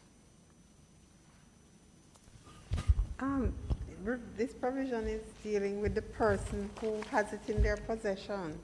So the person who has it in their possession wouldn't be responsible for whatever fault may have lain on the side of the deceased person. This person is dead. Right. I'm responsible for their estate, and I find this thing. So I'm in possession of it by virtue of that. So it wouldn't be appropriate to add all those layers on. The fact is that this is here. So it's the person in charge of the estate that you're saying, because I came in possession of it purely in that context, I am not in unlawful possession. So you don't think... So it doesn't matter whether that person had these licenses or not, because they're dead, and I just have this thing. So it wouldn't be appropriate for me to be held to be in unlawful possession. I'm just the executor, and I see this thing among his possessions. So I can't be unlawfully possessing it. That's why it is not requiring that the deceased person was the holder of any of these licenses. I'm asking, in light of death only appearing at 1 and the insolvency or liquidation at 2, I'm wondering if after who it should have gone back to the margin. Because it's not reading right here. Those are qualifying words for 1 and 2, which would satisfy the concern raised. Because there is no death referenced in trustee in bankruptcy. Before death, insolvency, or liquidation, as the case may be, would be modifying both 1 and 2.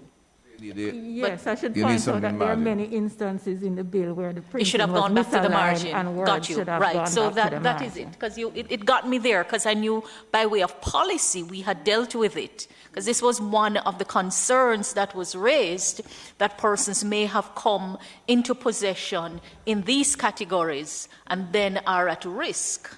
So, Member Scott Motley, the words after who will go back to the margin and deal with both 1 and 2. CPC can indicate. Yes, all the words after in liquidation, who, comma, so after that, comma, starting from the words before the death, all of that should have gone back to the margin of D, so it would qualify both 1 and 2. Right. You'll introduce it in the margins. How the words qualify what go before. Yeah, because so the words after liquidation would go back to the margin, so they qualify 1 and 2, and is read a person is who before the death, insolvency, or liquidation, as the case may be, was the holder of that. That part, but didn't Senator say... It takes care of the issue. No, didn't Senator ask that Senator suggesting that if users permit person be also involved here? That wouldn't be relevant. It says license is there. Oh. Right. All right.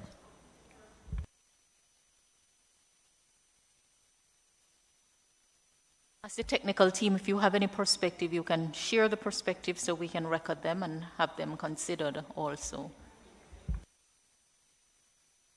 Well, then that raises an issue. The executor cannot be in unlawful possession of the firearm. All there are is just the executor. and this is in a deceased person's among their... Not hearing you, not hearing you, Ms. Wilkins. No, I'm just following up. Or the mask. I'm just following up the point to say then there is an issue. Because are you saying that the executor or administrator would be in unauthorized possession by virtue of the fact that the deceased person was not, before his death, the holder of any of these licenses?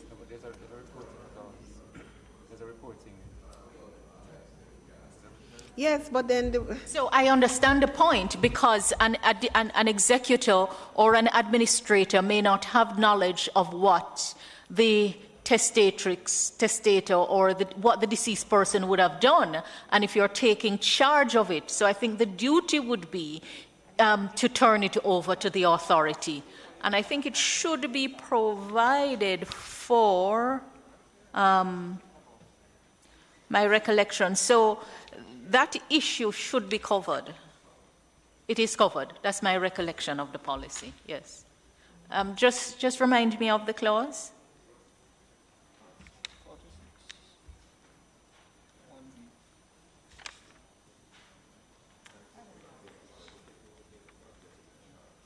All right, we can.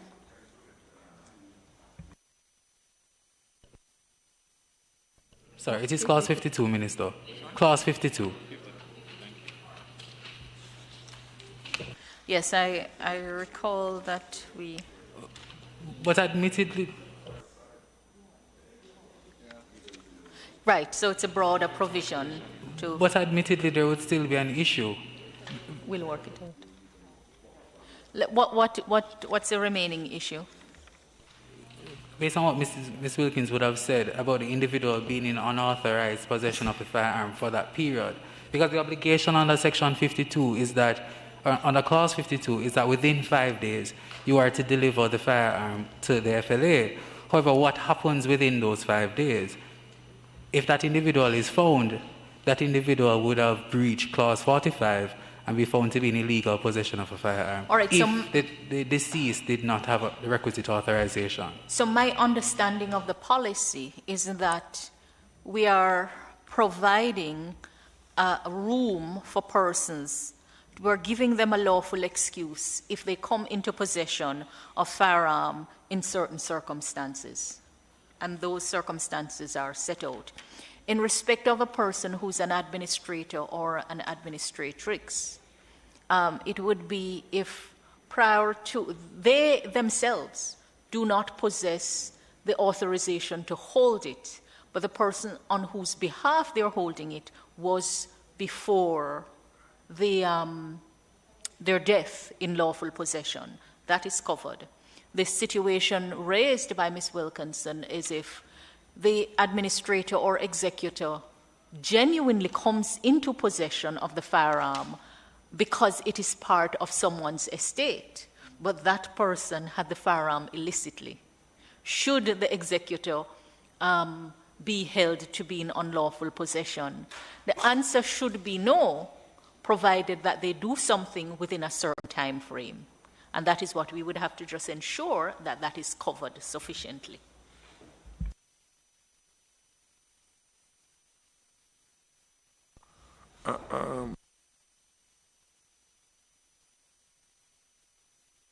We may have to do a little tweaking of 40 or 52 to just make sure. I'm not getting the issue because under 52 the person has 5 days. Right. So I'm not sure what the issue is. Right. It's just, we look at it. If it covers it, it covers it. If it doesn't, then we will. Or if persons may be left in doubt, we can just look back at it.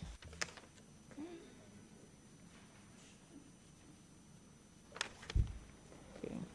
All right. We can. E, that's 46(1)E. The person came into possession of any firearm or ammunition in the capacity of an auctioneer, bailiff, or assistant bailiff of a court or a landlord bailiff. F, the person is an employee or agent of any of the persons referred to in paragraph D in respect of any firearm or ammunition entrusted to the employee or agent for transfer to the owner or to such person who is about to become the owner thereof in accordance with the provisions of this Act. G, the person is a customs officer, an authorized officer, a constable, an officer designated by the Director General of the Major Organized Crime and Anti-Corruption Agency under the Major Organized Crime and Anti-Corruption Agency Act, or an investigator of the Independent Commission of Investigations, and is in possession of any firearm or ammunition pursuant to this Act during such period as such firearm or ammunition is allowed to be retained by such officer pursuant to any enactment. H, the person is a member of the Jamaica Combined Cadet Force in possession of the firearm or ammunition in support of the person's training and development as a cadet. I, the person is a person to whom the firearm or ammunition is delivered for storage in accordance with Section 79, temporary storage or custody of firearms or ammunition.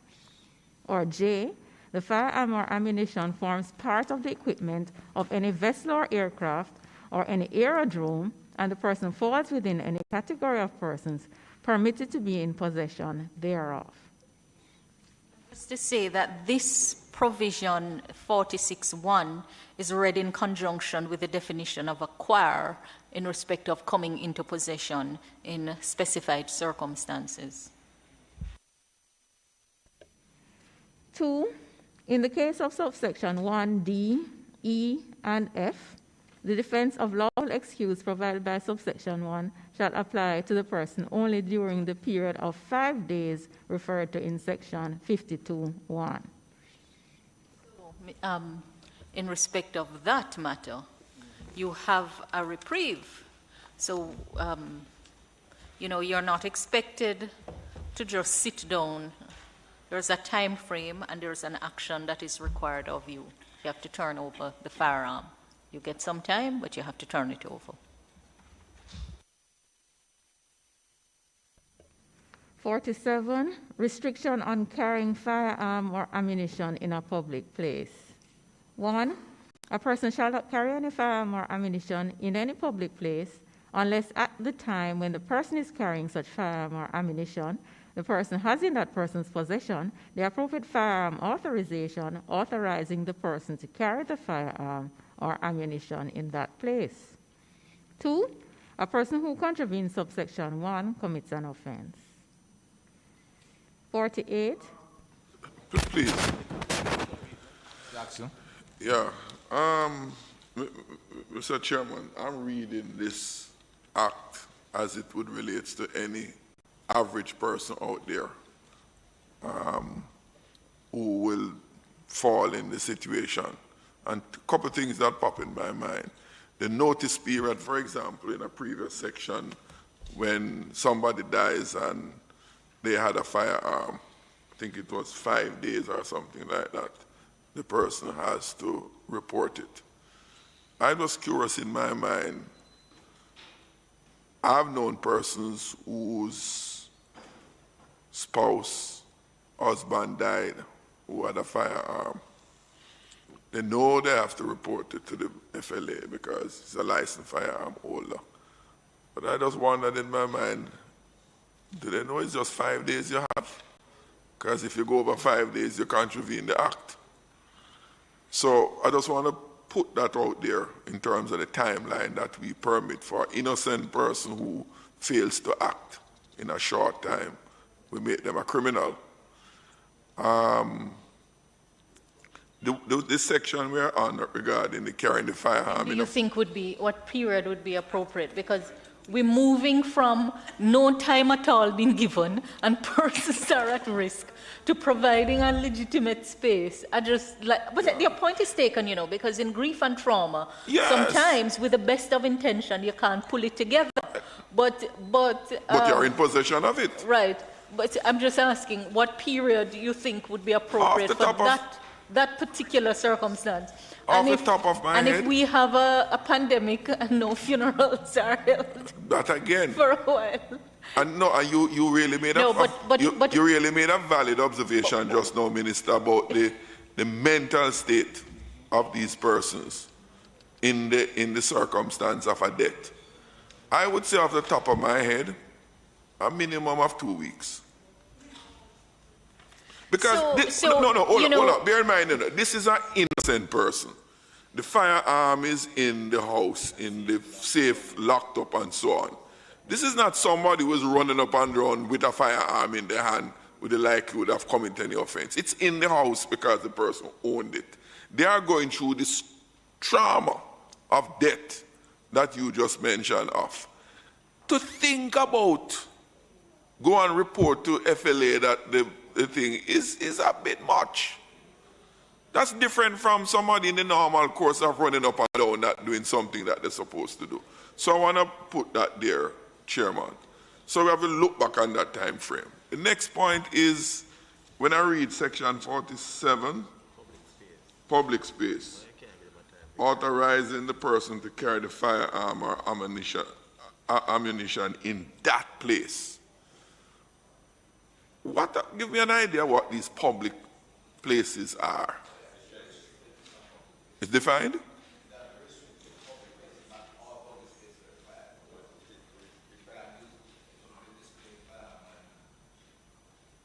It says here, a person shall not carry any firearm or ammunition in any public place unless at the time when the person is carrying such firearm or ammunition, the person has in that person's possession the appropriate firearm authorization, authorizing the person to carry the firearm or ammunition in that place. So take John Brown. What you leave your home, you should carry a firearm license. Huh?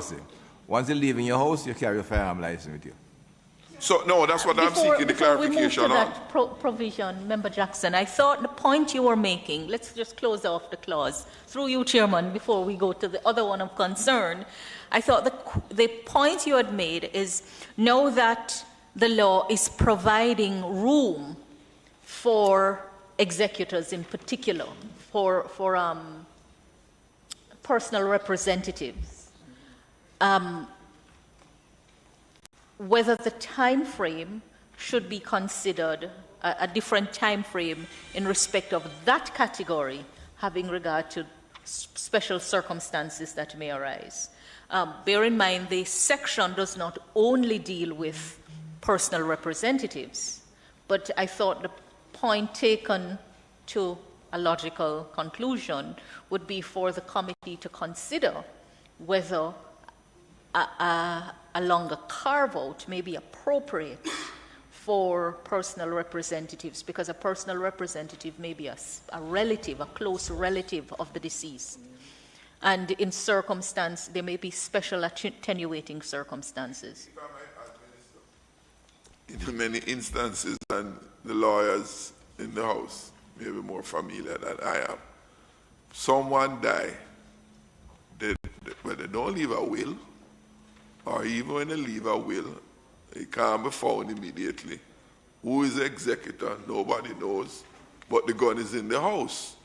Who then is authorized to go and open up the safe and access that? In fact, there's a standstill period when some authority comes into place. Just to further but the law does provide for, if we have to do some tweaking, but by way of policy, the law is not intending to unduly criminalize persons. The law takes a very strict view on firearms and the handling of firearms, and in particular, those that are illicitly traded and acquired. All right? But and then it takes a less stringent view on persons who run afoul of their authorization. But remember, an offense is an offense. But you look on the circumstances, and it is also creating space to take care of issues that the previous law did not provide for, but which need to be considered. So while we must carve out appropriate space, as it has done, don't forget that we start by taking a very strict view on the handling of firearms. Right. Okay. We're at that point about taking a strong view. But the second point, though, about the public space. This to me as it is, let me just put up a scenario. John Brown is a licensed firearm owner. He leaves his house, with his firearm. Into the public space clause? Yes. No? Okay. Can I say something then before? Sure. I was wondering whether there is any other, to the technical team, through you, Chairman, there any other description we could use apart from executor or administrator? And the minister used personal representative, because remember, even if you have a will and you can see the person denoted as executor, there is no clear appointment of administrator where you have to go under the letters of administration. You have to make an application. So I think that it would be better to use that broad term. Would that be considered? That can be considered, Senator. Also have to look at a person who may come into possession of it in the handling of the estate outside of that. Because let's say a housekeeper, let's say persons, I don't know, but Madam CPC? Well, the provision that we refer to in 52 would capture other persons generally. Sorry? The provision that we had referred to in 52 about the coming into possession of would have captured that those right. other persons. Okay, right. Good. The current law requires this anyway. We don't have much breach of it as far as I'm aware. Minister? As far as I'm aware, the current law requires that when the person dies, the firearm is handed over as within reasonable time. So it's really, I think it's what number of days does the current law allows for? You're saying 5 days. So you come into possession of it when you know of it, you know. I mean, outside of someone, a police doing a search of a deceased estate, and you happen upon the firearm. You know, you come into possession, even if it is there. And it is, the time begins to run from when you come into possession of it. Knowledge, custody, and control. May I just say, though, through Chair, that a caregiver or household helper wouldn't be considered to be in possession merely because they discovered it's being situated in the property where they work. I don't think that we would regard that person as having come into possession. Say, let's not forget that in law there are ingredients of possession. Knowledge by itself does not amount to possession. Right? So,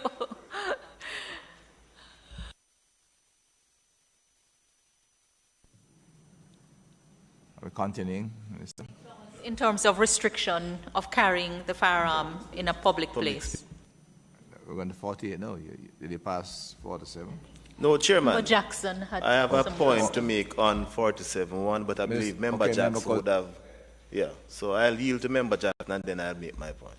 You want to go in 47? Let me just finish the point with 47 and the public space. John Brown leaves his house with his licensed firearm, has his permit with him as is required. He goes into a shopping plaza. It's a public space. He goes into the supermarket. It's a public space. I'm just wanting to know what makes for a public space, because when I read it and it says the person who carry the firearm or ammunition in that place. Oh, so public space. Yeah, might I interject here through Mr. Chairman? Is it perhaps then we should consider, if it's not here, I'm looking at it, if we should actually define public place, or we should actually designate it. It's defined. Interpretation or we Act. refer to the Interpretation Act, or we insert that public place is defined as is as defined in the Interpretation Act, so we can clarify that. But I have to ask Minister before you come in. What's Yeah, the... I'm a little bit... Yeah, man, interpretation. I need to understand. I don't see... You need to have a license, and that's all it is. Once you leave your house, you carry a license if you carry a gun. Into Anywhere. public place, anywhere, as long as you have, a license to show you're authorized. I don't think it's restricting you. No. Unless At the time the person is carrying the firearm, they have in the person's possession the authorization. Yes. So it is a condition of the issue of your license to carry the license when you're carrying the firearm. Yes. So the offense is not about the public space per se. The offense relates to your not carrying your license while carrying the licensed firearm. And Chairman, that takes me to the point that I was going to make. In respect, I agree with the Minister in respect of her interpretation or views on this particular clause, that it creates it allows for the person who has a firearm to carry the license anywhere he or she goes. But the reality is that when you go to the FLA, you get two documents. So I'm seeing where you're saying firearm authorization, you get the license and you get a separate piece of paper. So what do we consider to be that paper is the authorization to get the license? The appropriate authorization, because, you know, and the FLA is here, so that is why I'm asking the question, because oftentimes when you're stopped by a member of the constabulary force, they ask you for both, not just the license. All right. Mr. Chairman, what the member is speaking of is the license and the fee certificate. However, the condition of the issuance, and it's written in bold, in actually red, on the fee cert, that both must be carried together. So it would constitute the issuance of the license. I think persons are saying that the form of the authorization should probably come similar to the driver's license, where it can be easily transmitted. And in light of where we're going with the digitization, I suspect that the form of authorizations will change to make it more convenient and be technology appropriate. Minister, you're absolutely correct. In fact, the FLA visited with the NYPD in New York, and we discussed this because they had that technology. So we're actually looking at that. And Minister, so Chairman, that is exactly why I asked the question, because I remember earlier you said license, but now we're hearing that in bold one says that both must be carried together, and that must be cleared. License and authorization. Yeah. You know, no man, I don't have it. I don't have anything. So, the other thing, well, Minister, I hope the FLA will carry this policy of creating a simpler form, because, you know, again, one has to be careful that we did not maybe interrogate the old law deeply, like we're looking more at additional requirements internationally. But we're going through amending law. We have made a fundamental change, I said, to have prohibited weapons separate from licensed weapons. I don't want to make the licensed weapon, it must be restricted. It's still a powerful tool, right? But I don't want to make it unnecessary burdensome as well. Now that we have created that two regimes, I'll be careful. Part of the work is to remind persons that when you operate in a regulated entity for which a license is required, you're either required to carry the license on your person or to post it at the premises. And I don't think we can get around that if we really want to deal with the problems in the society. You have added the license should be with you. It's a simple document. Yes. It's like a driver's license, but you have the additional documentation. But what Mr. Dallin was saying is that everyone to whom authorization is currently issued is told that you must carry both of them. You carry the license and the paper, right? So you can't view it as an inconvenience. Because that's not an excuse you have. You're mandated to carry. It's actually on the form itself. It's on the license itself.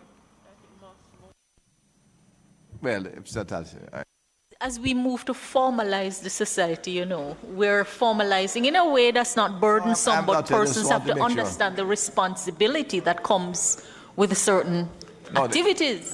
I carry my license with the firearm. That's without if I do carry it. I don't carry it very rarely. But I'm saying that what I don't want is the regulation must be strong, but not burdensome.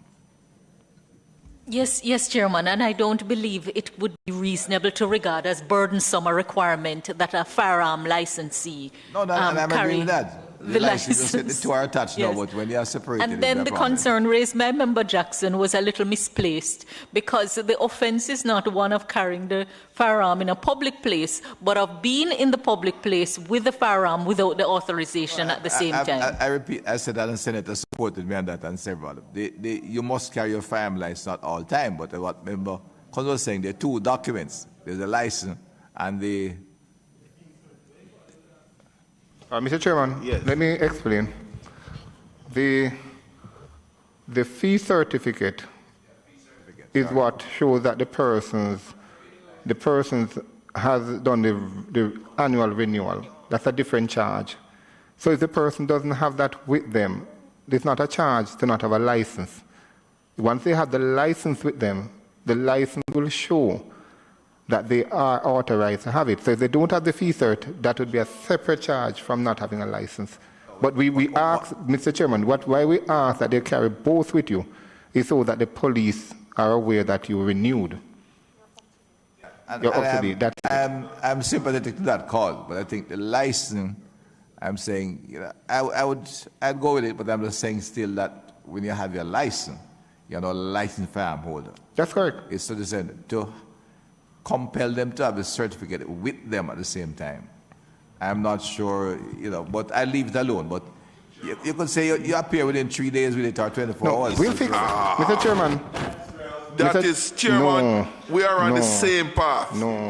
We are on the same path. I am in agreement with that suggestion, Chairman. 1,000%. Mr. Chairman. Yes, Chairman, if I may, how I understand it, the permit to carry a firearm is what satisfies the state. Mr. Jackson, my current situation, when you get your license, it is actually embossed on the back of your license, right? Once you renew it. It's not a separate document again. Mr. Chairman, I didn't hear that. Firearm certificate fee is not a separate document anymore. It is right now. We're changing it to make one. Mr. Chairman, however, Mr. Chairman, I just want to explain to the members that the license, the firearm license that you have, which is similar to your driver's license, that is what we are talking about. Speaking in general. No, hold on. Generally, not members having. No, I'm speaking generally. Okay.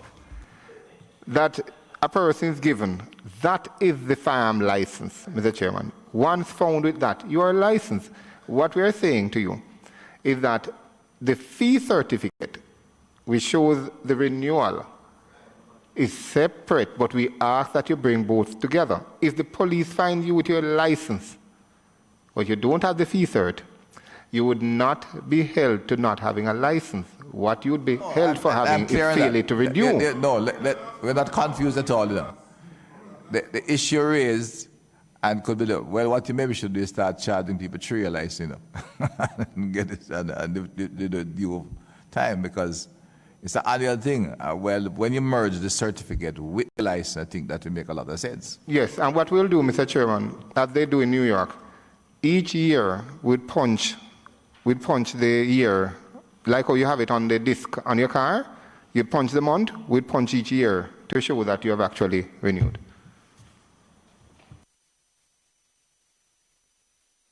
Mr. Darling was making, I don't think I was interested in making, you're talking about the certificate and then you were going to another point, Mr. Darling.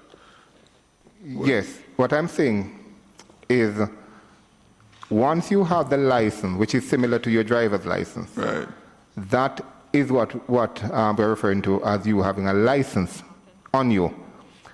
Not having the fee certificate does not mean that you don't have a license. It means it's the presumption that you did not renew the license. That's what you're saying. No, Chairman, let me come back to you now. I hear you loud and clear, and in my head, and my minister who advises me as well in this issue. But, I go back to the issue of having separate the issue. When I do that prohibited weapon, I am not apologizing. I'm not seeking any compromise. A man with a prohibited firearm must go to jail. I assume he's going to kill with it because that's all a gun can do is kill. I think we're thinking. The man who has a licensed firearm has gone through the appropriate, and I've suggested we begin to actually put them through more training. They get a sense of the responsibility they have. Make sure the rangers who certify them are carrying off, not just a matter of loading to unload the gun and point in the right direction. But it's a serious, heavy responsibility. But as I said, I don't have to make it burdensome, and we have to be careful that we don't use the opportunity to make it, to generally make the whole operation serious and heavy, but also a bit more user-friendly. I think you have to frighten them with it. And, but if you say you're going to merge a thing, I'll accept that. But carrying two documents and so on, increases a level of, it increases responsibility, I agree, but what it does, it offers opportunity. Quite frankly, no, it offers opportunity for mischief, because what you're getting is that, the issue of corruption that has come up in the FLA. Corruption in this country, I said, everywhere I've said it, at all levels, despite of all the talk and appointing executive and elected officials, and I'm not saying that perfect in any way. The problem in this country with corruption is too much regulation, too much demand on individuals for all kind of documentation in the society, and therefore every step provides an opportunity for some corruption. So it is a major contributor.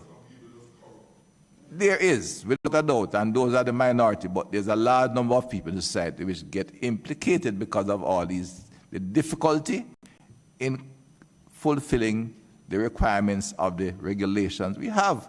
So it's easy to say, you create this, I'm a firearm license here, boy, I'll leave a certificate, so tell you, I'll give you a thing and you let me come and I come to the station tomorrow. We don't need that. Well, Minister, that is the reality of what happens, because the man will keep his certificate, which is like a driver's license, besides the driver's license, everywhere with it. He has another document he must carry. He will leave it somewhere else, his paper, it might get wet. So you create the opportunity for some level of mischief. And if the police officer uses discretion, which is entitled to, him still could be charged with corruption, because nobody's giving the police officer a break. I said, boy, the man never had the certificate, you should lock him up, you should charge him when they come home. And if you didn't charge him, you're here, it's because you're a friend, it's because give you money, it's because give you gas. I don't like these multiplicity of things when not necessary. But they do offer opportunities for mischief, which is not justified. Well, you said you are changing it in the annual fee, so I'll accept your word. Minister, I'll go further. Minister, let me just satisfy the membership that currently the FLA shares its database with the police. So therefore, the police are allowed to check on the name of the person on the spot to verify that information as to whether the person is indeed licensed. So we have never had a case. I know the license issue. What you want is that he has paid his license this year. No, I'm telling you, Minister, maybe then we should make sure we put on the database that he carries with his new ticket management system. Right. And what we're doing, seriously, what we have done, Minister, and has worked very well, we have shared with the police high command where persons can access, where you stop a license holder and he doesn't have the license with him, that the police can check to verify the information as to whether the person is indeed licensed. And there are multiple ways of doing so. The serial number of the firearm, the name of the individual TRN number. So all of that is in place now, Minister, to prevent what we call arbitrariness. I might have to look out to advise the police to make it accessible on their mobile equipment, because they have mobile, not just printing, but telephones, communication equipment that can access database, if that's there. Your chairman, but you see, when it comes to someone's freedom, I don't want it to be left to mere discretion of a particular officer. I want the provision in law to protect that person so that no one can exercise discretion against him and he suffers.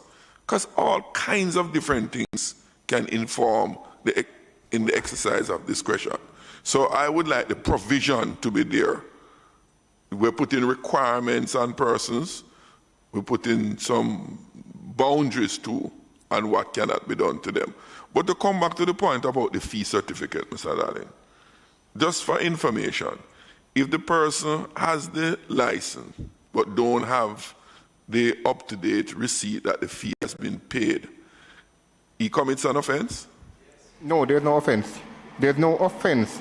There is no offense in that. The offense is if the fee certificate is not renewed. So whether you have it on you or not, it's not an offense. If you have it on you and it has expired, it's an offense. If you don't have it on you and it expired, it's an offense.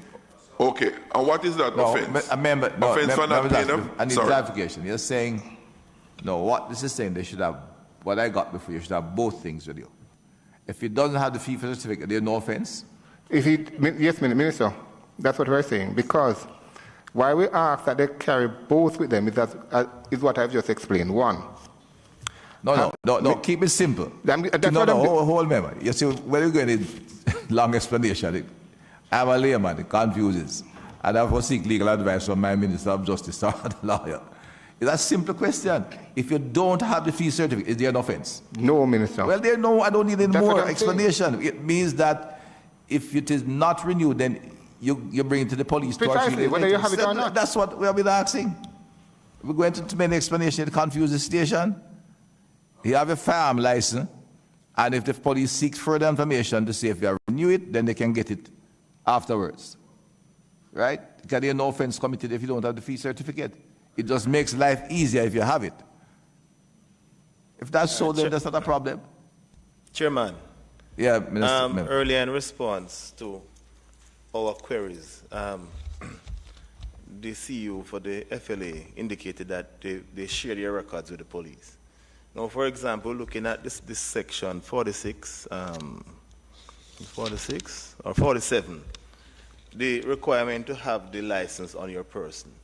Now, what if, for example, because as Member Jackson said earlier, we'd prefer to have the legislation in place to deal with the issues of a discretion. Now, if that information is shared with the police, you're coming out of your house one morning, forget to put the license, either put it in your pocket or wherever, and you're stopped by a police and they can check and verify the system that you are in fact a licensed firearm holder. Why don't we put a provision here that provides for you to furnish that license, let's say a few days after, 24 hours, 48 hours, 72 hours. But if the information is already shared and you have a valid license, a driver's license, that shows that you are the very same person to whom the license was issued, why don't we put something here that would provide for example, an honest mistake? Somebody just honestly come out of the house in the morning and forget to walk with them drivers, with them you know? So we have to look at that. I think that's something that we need to consider, especially in light of what has been revealed to us, that the information is shared with the security forces. So it's modern times. We have modern times now to impose on somebody a burden to carry a paper around with them when there's an electronic system that can help to support their claim. I don't see why it should be an offense. Give them time to carry it in and furnish it. The license is a very small laminated sheet, and I understand what you're saying, member, but I'll be hesitant there because I think, as I said, that I want them to always understand that a pistol is a weapon of killing, and therefore they carry it. As one person said to me, a friend of mine who didn't want a family, I said, look, Doc, I don't want a family license like a baby. You don't want out of your house. What happened with the man forget the baby in the car and dead? That's really what it is. And, you know, in the sun. So the burden of a firearm, man should always have him license. Carry it all the time. Now, you know, you can be examined. I'm saying as we go forward and we're getting police officers by the end of all patrol officers will have. And they have the required equipment, can check databases. But I still think the burden to ensure you have proper licensing on a firearm, I really would be wary of not asking to have it continuously.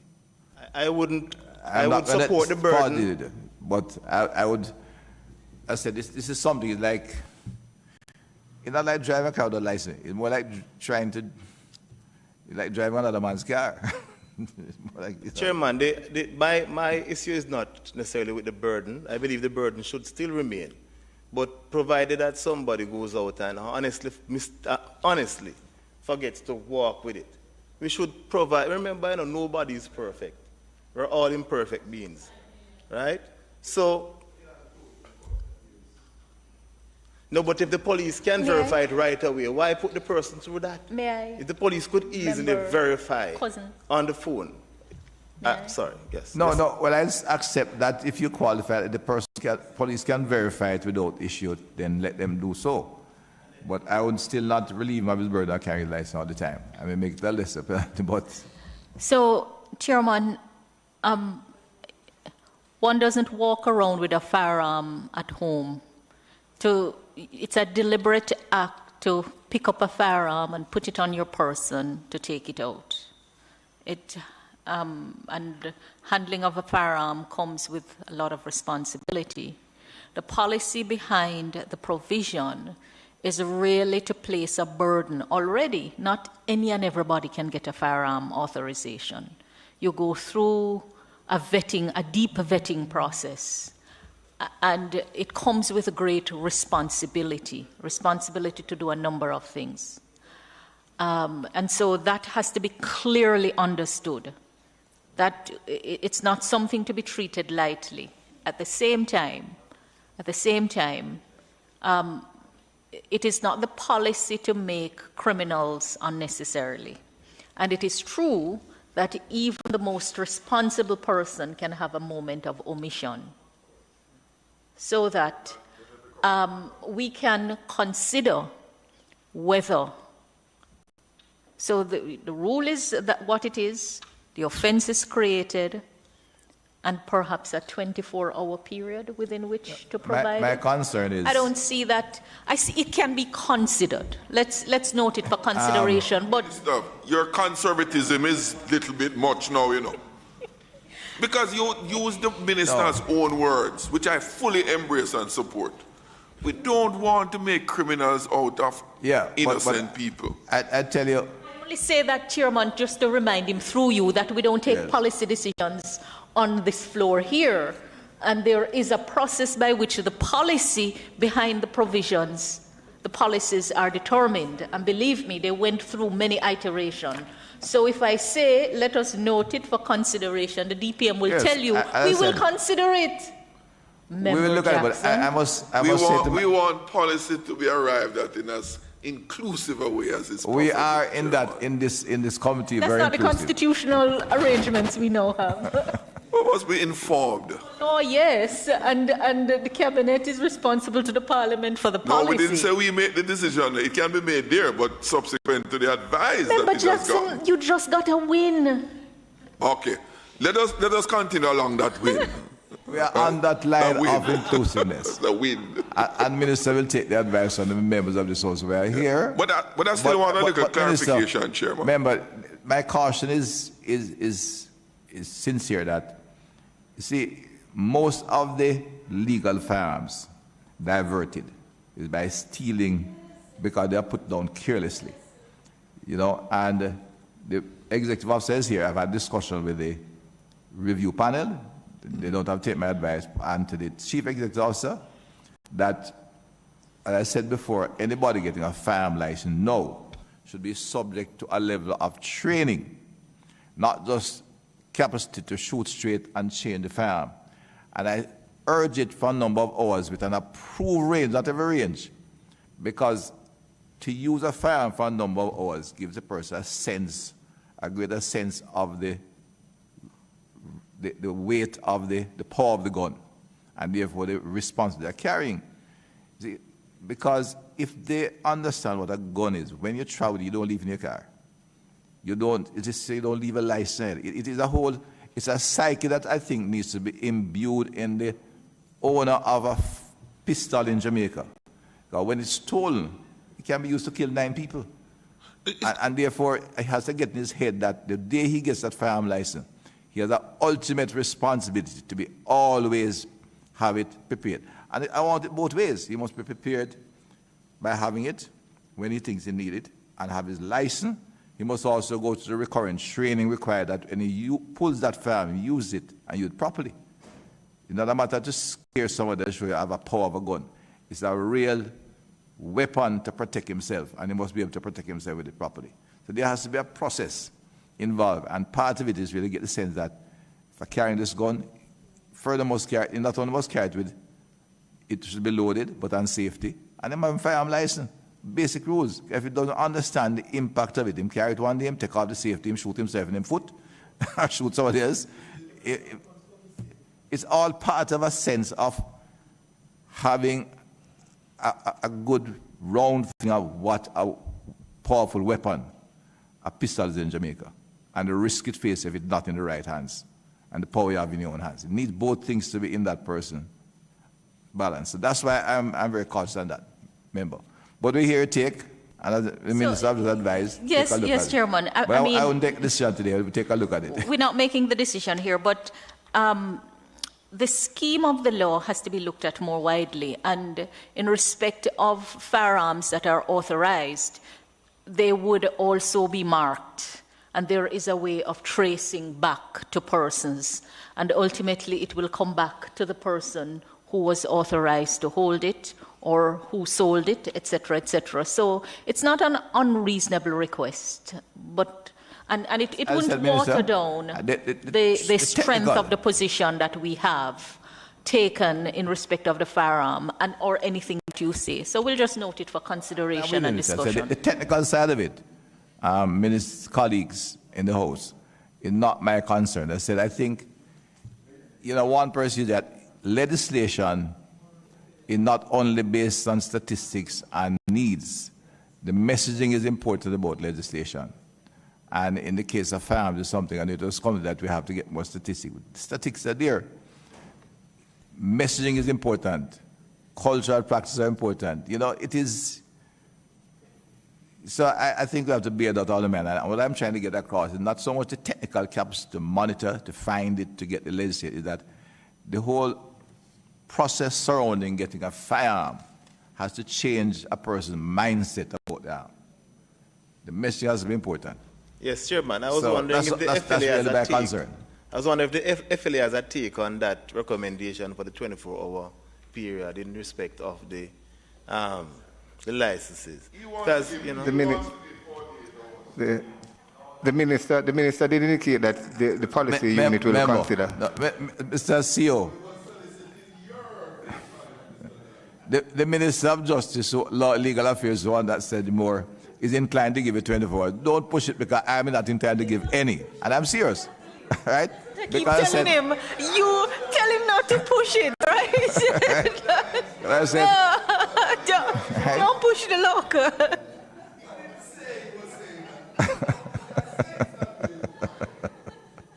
Right? All right, Chairman, we leave it there. We leave it there. Enough said. I don't think you're all in any way negative on the point of the sense of responsibility. It's just, as I said, we're not on different points. It's just how we do it. And maybe it's a convenient time to pause for the lunch break.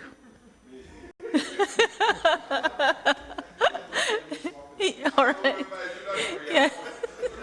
It's 10 minutes to 1. We yes, go to 1. At 1. Yes. We go to 1. And when we 48, requirement applicable to person authorized to carry firearm in public place. 1, where any person carries a firearm in a public place pursuant to a firearm authorization authorizing that person to carry a firearm in that public place, the person shall conceal the firearm at all times except in the circumstances set out in section 51A, B, or C. 2, a person who contravenes subsection 1 commits an offense. 49, restriction on carrying firearm or ammunition in a security restricted area. 1, a person shall not, without the appropriate firearm authorization, carry in any area declared under section 50 to be a security restricted area any firearm or ammunition. 2, A person who contravenes subsection 1 commits an offense. 50. Declaration of security restricted area. 1. The minister may make an order under subsection 2 if satisfied that any public place is of a sensitive nature or that a medium or high priority security risk would occur if any firearm or ammunition were to be present in that public place. 2. If satisfied as mentioned in subsection 1, the minister A may by order published in the Gazette declare the public place to be a security restricted area where no person shall carry any firearm or ammunition unless authorized to do so under firearm user's special permit. And B, shall specify the conditions applicable in relation to that security restricted area. Just to pause and say, I suspect that this provision may take life around election campaign time. The restricted security area, security restricted area. So even though you would already be licensed, you still, once the minister declares the area to be a security restricted area, above and beyond your license, you have to get a permit for that area because of the sensitivities of it. You're not supposed to come to Parliament with your firearm. You was a member on the security forces are.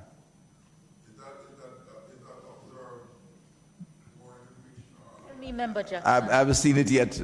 I've not seen it. I'm not seeing you draw your.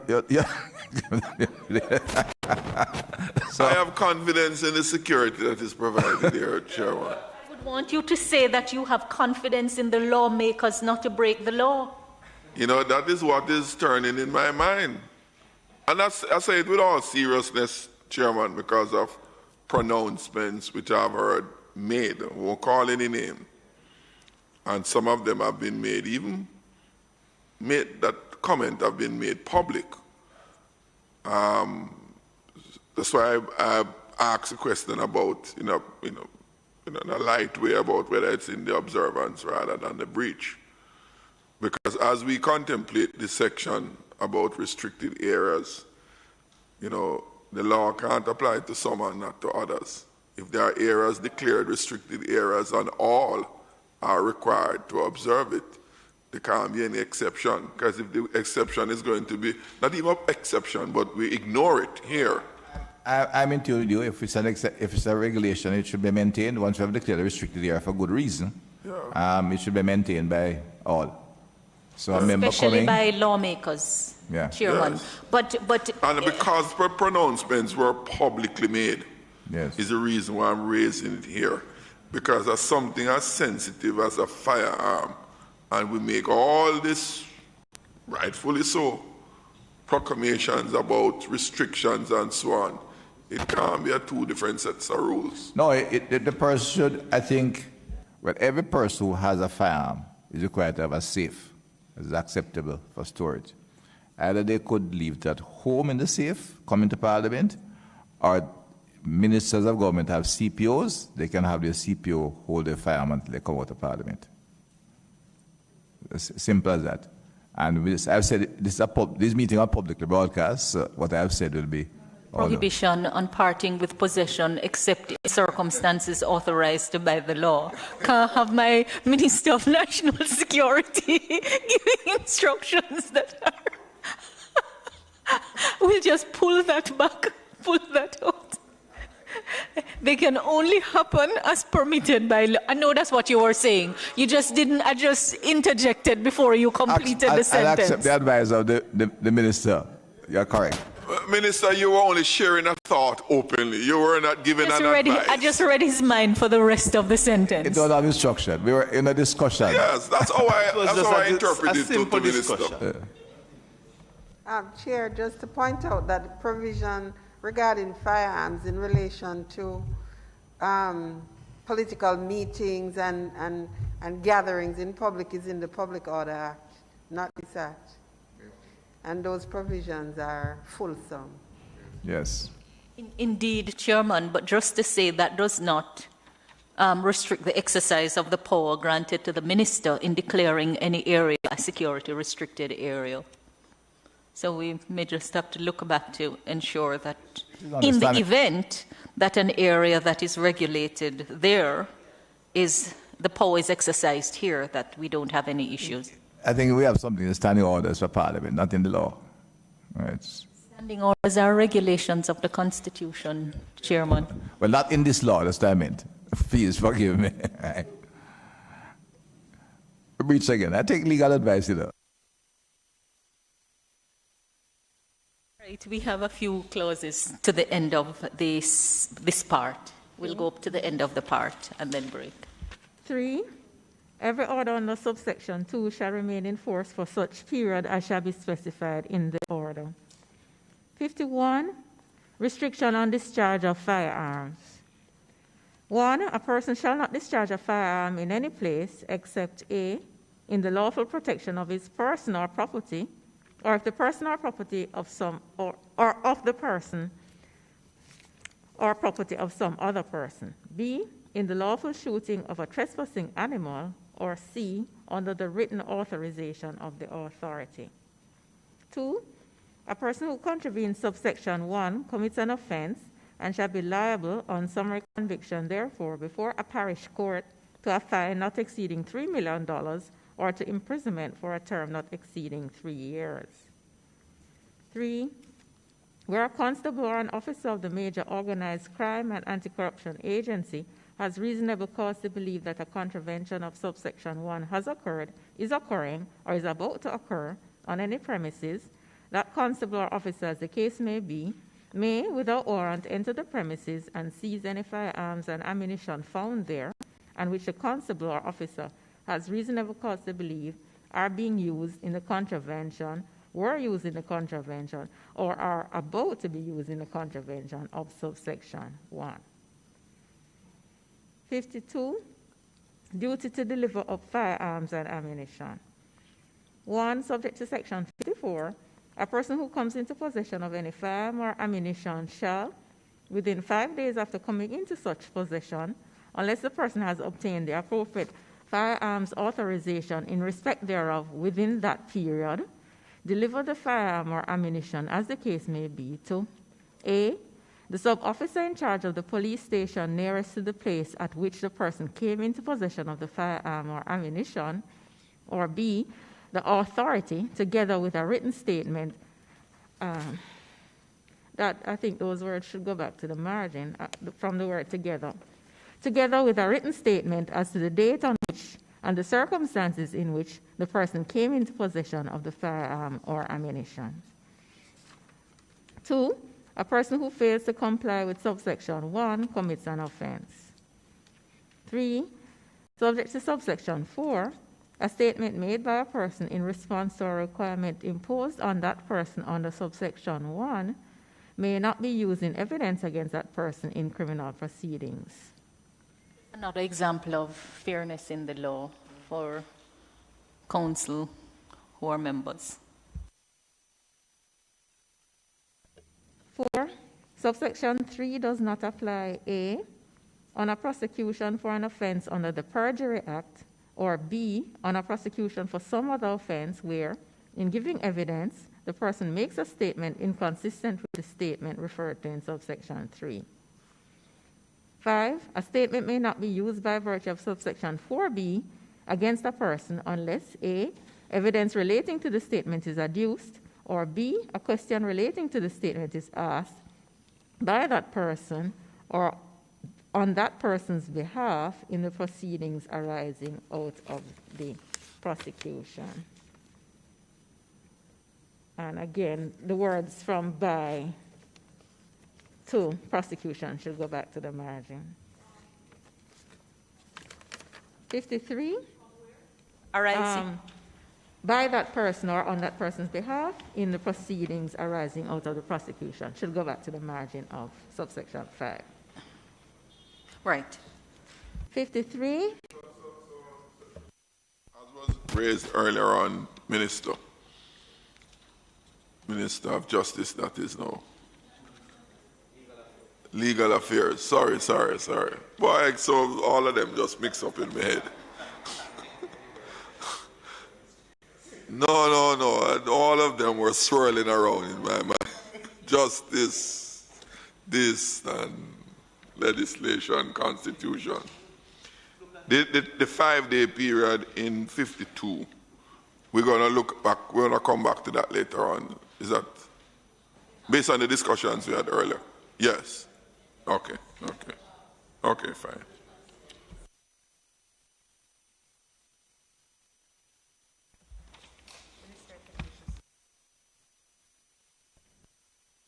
I missed you a little bit there, member Doc. I missed your question. I was in, remember we had an earlier discussion about the period when someone comes into possession of a firearm. So that, like that from a deceased? Understood. But she says good sense is going to prevail and it's going to be revisited and the appropriate adjustment made. And I have all confidence that the minister will do that. Oh, that's correct. And bear in mind, all of this section goes to the RM, the parish courts, which give full discretion to your judges, which is what your members. Yeah, but we will make sure that the discussion is within. And we expect the parish courts to exercise good judgment as well, if necessary. We will make the job. From good sense prevail at the beginning, and at the end, if you even get that far, you'll have good judgment. I think we may have to take the break here. So we would. Well, actually, we could do. Would it wear anyone down too much if we were to do 53? I'm going to suggest you go to. And 54 and 55? Yeah, they don't look too troublesome. Right, all right. And just to indicate, it's at this stage that we are up to 3 o'clock today sharply because they're coming in technical people are coming at 3 to prepare for tomorrow's sitting. And they need to put up some screens and all kind of stuff there. So we'll have lunch and come back for an hour. Eh? Minister Jackson, let's proceed.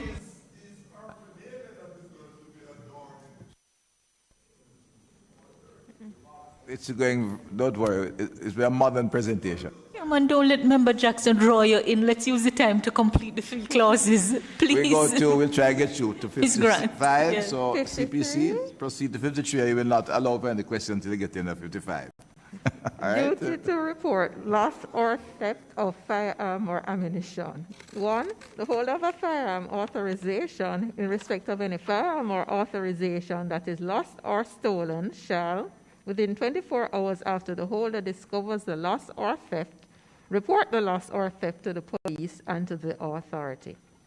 2, a person who, without reasonable excuse, fails to make a report under subsection 1 commits an offense.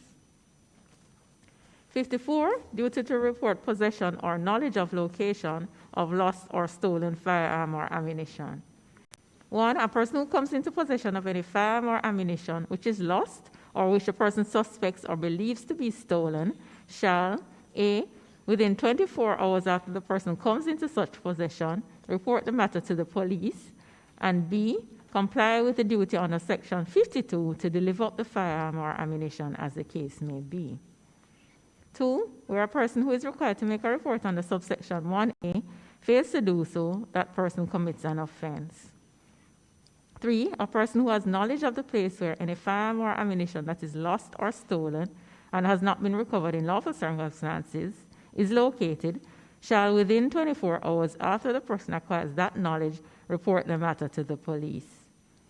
4, where a person who is required to make a report under subsection 3 fails to do so, that person commits an offense.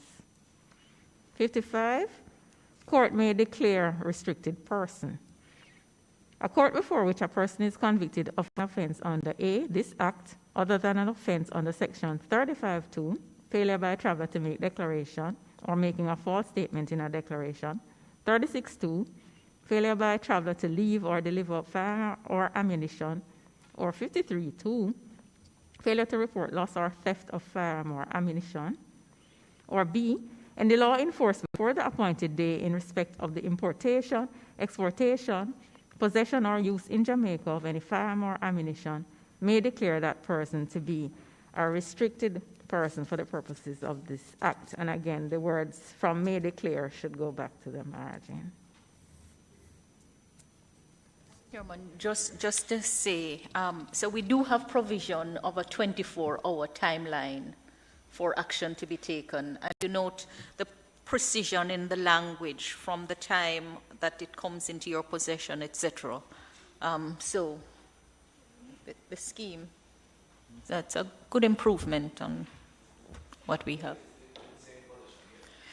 No, Chairman, I'm just saying that here we do have provision where the duty is placed for something to be done, notwithstanding the duty within a 24-hour time frame. Mm-hmm.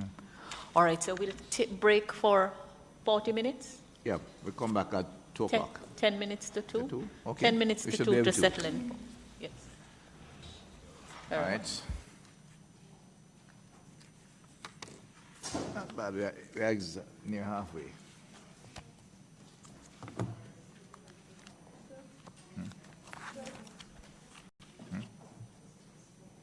Or they come to take the orders?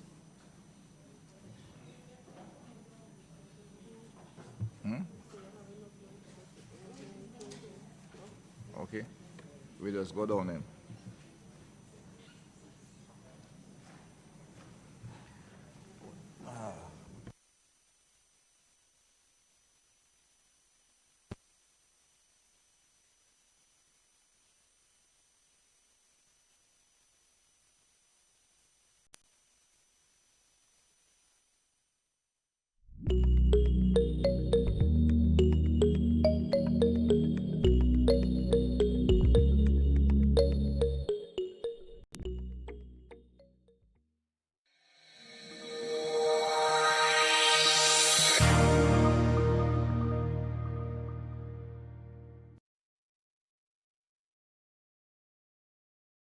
I lost my husband to gun violence. My child will never know her father. Jamaica, please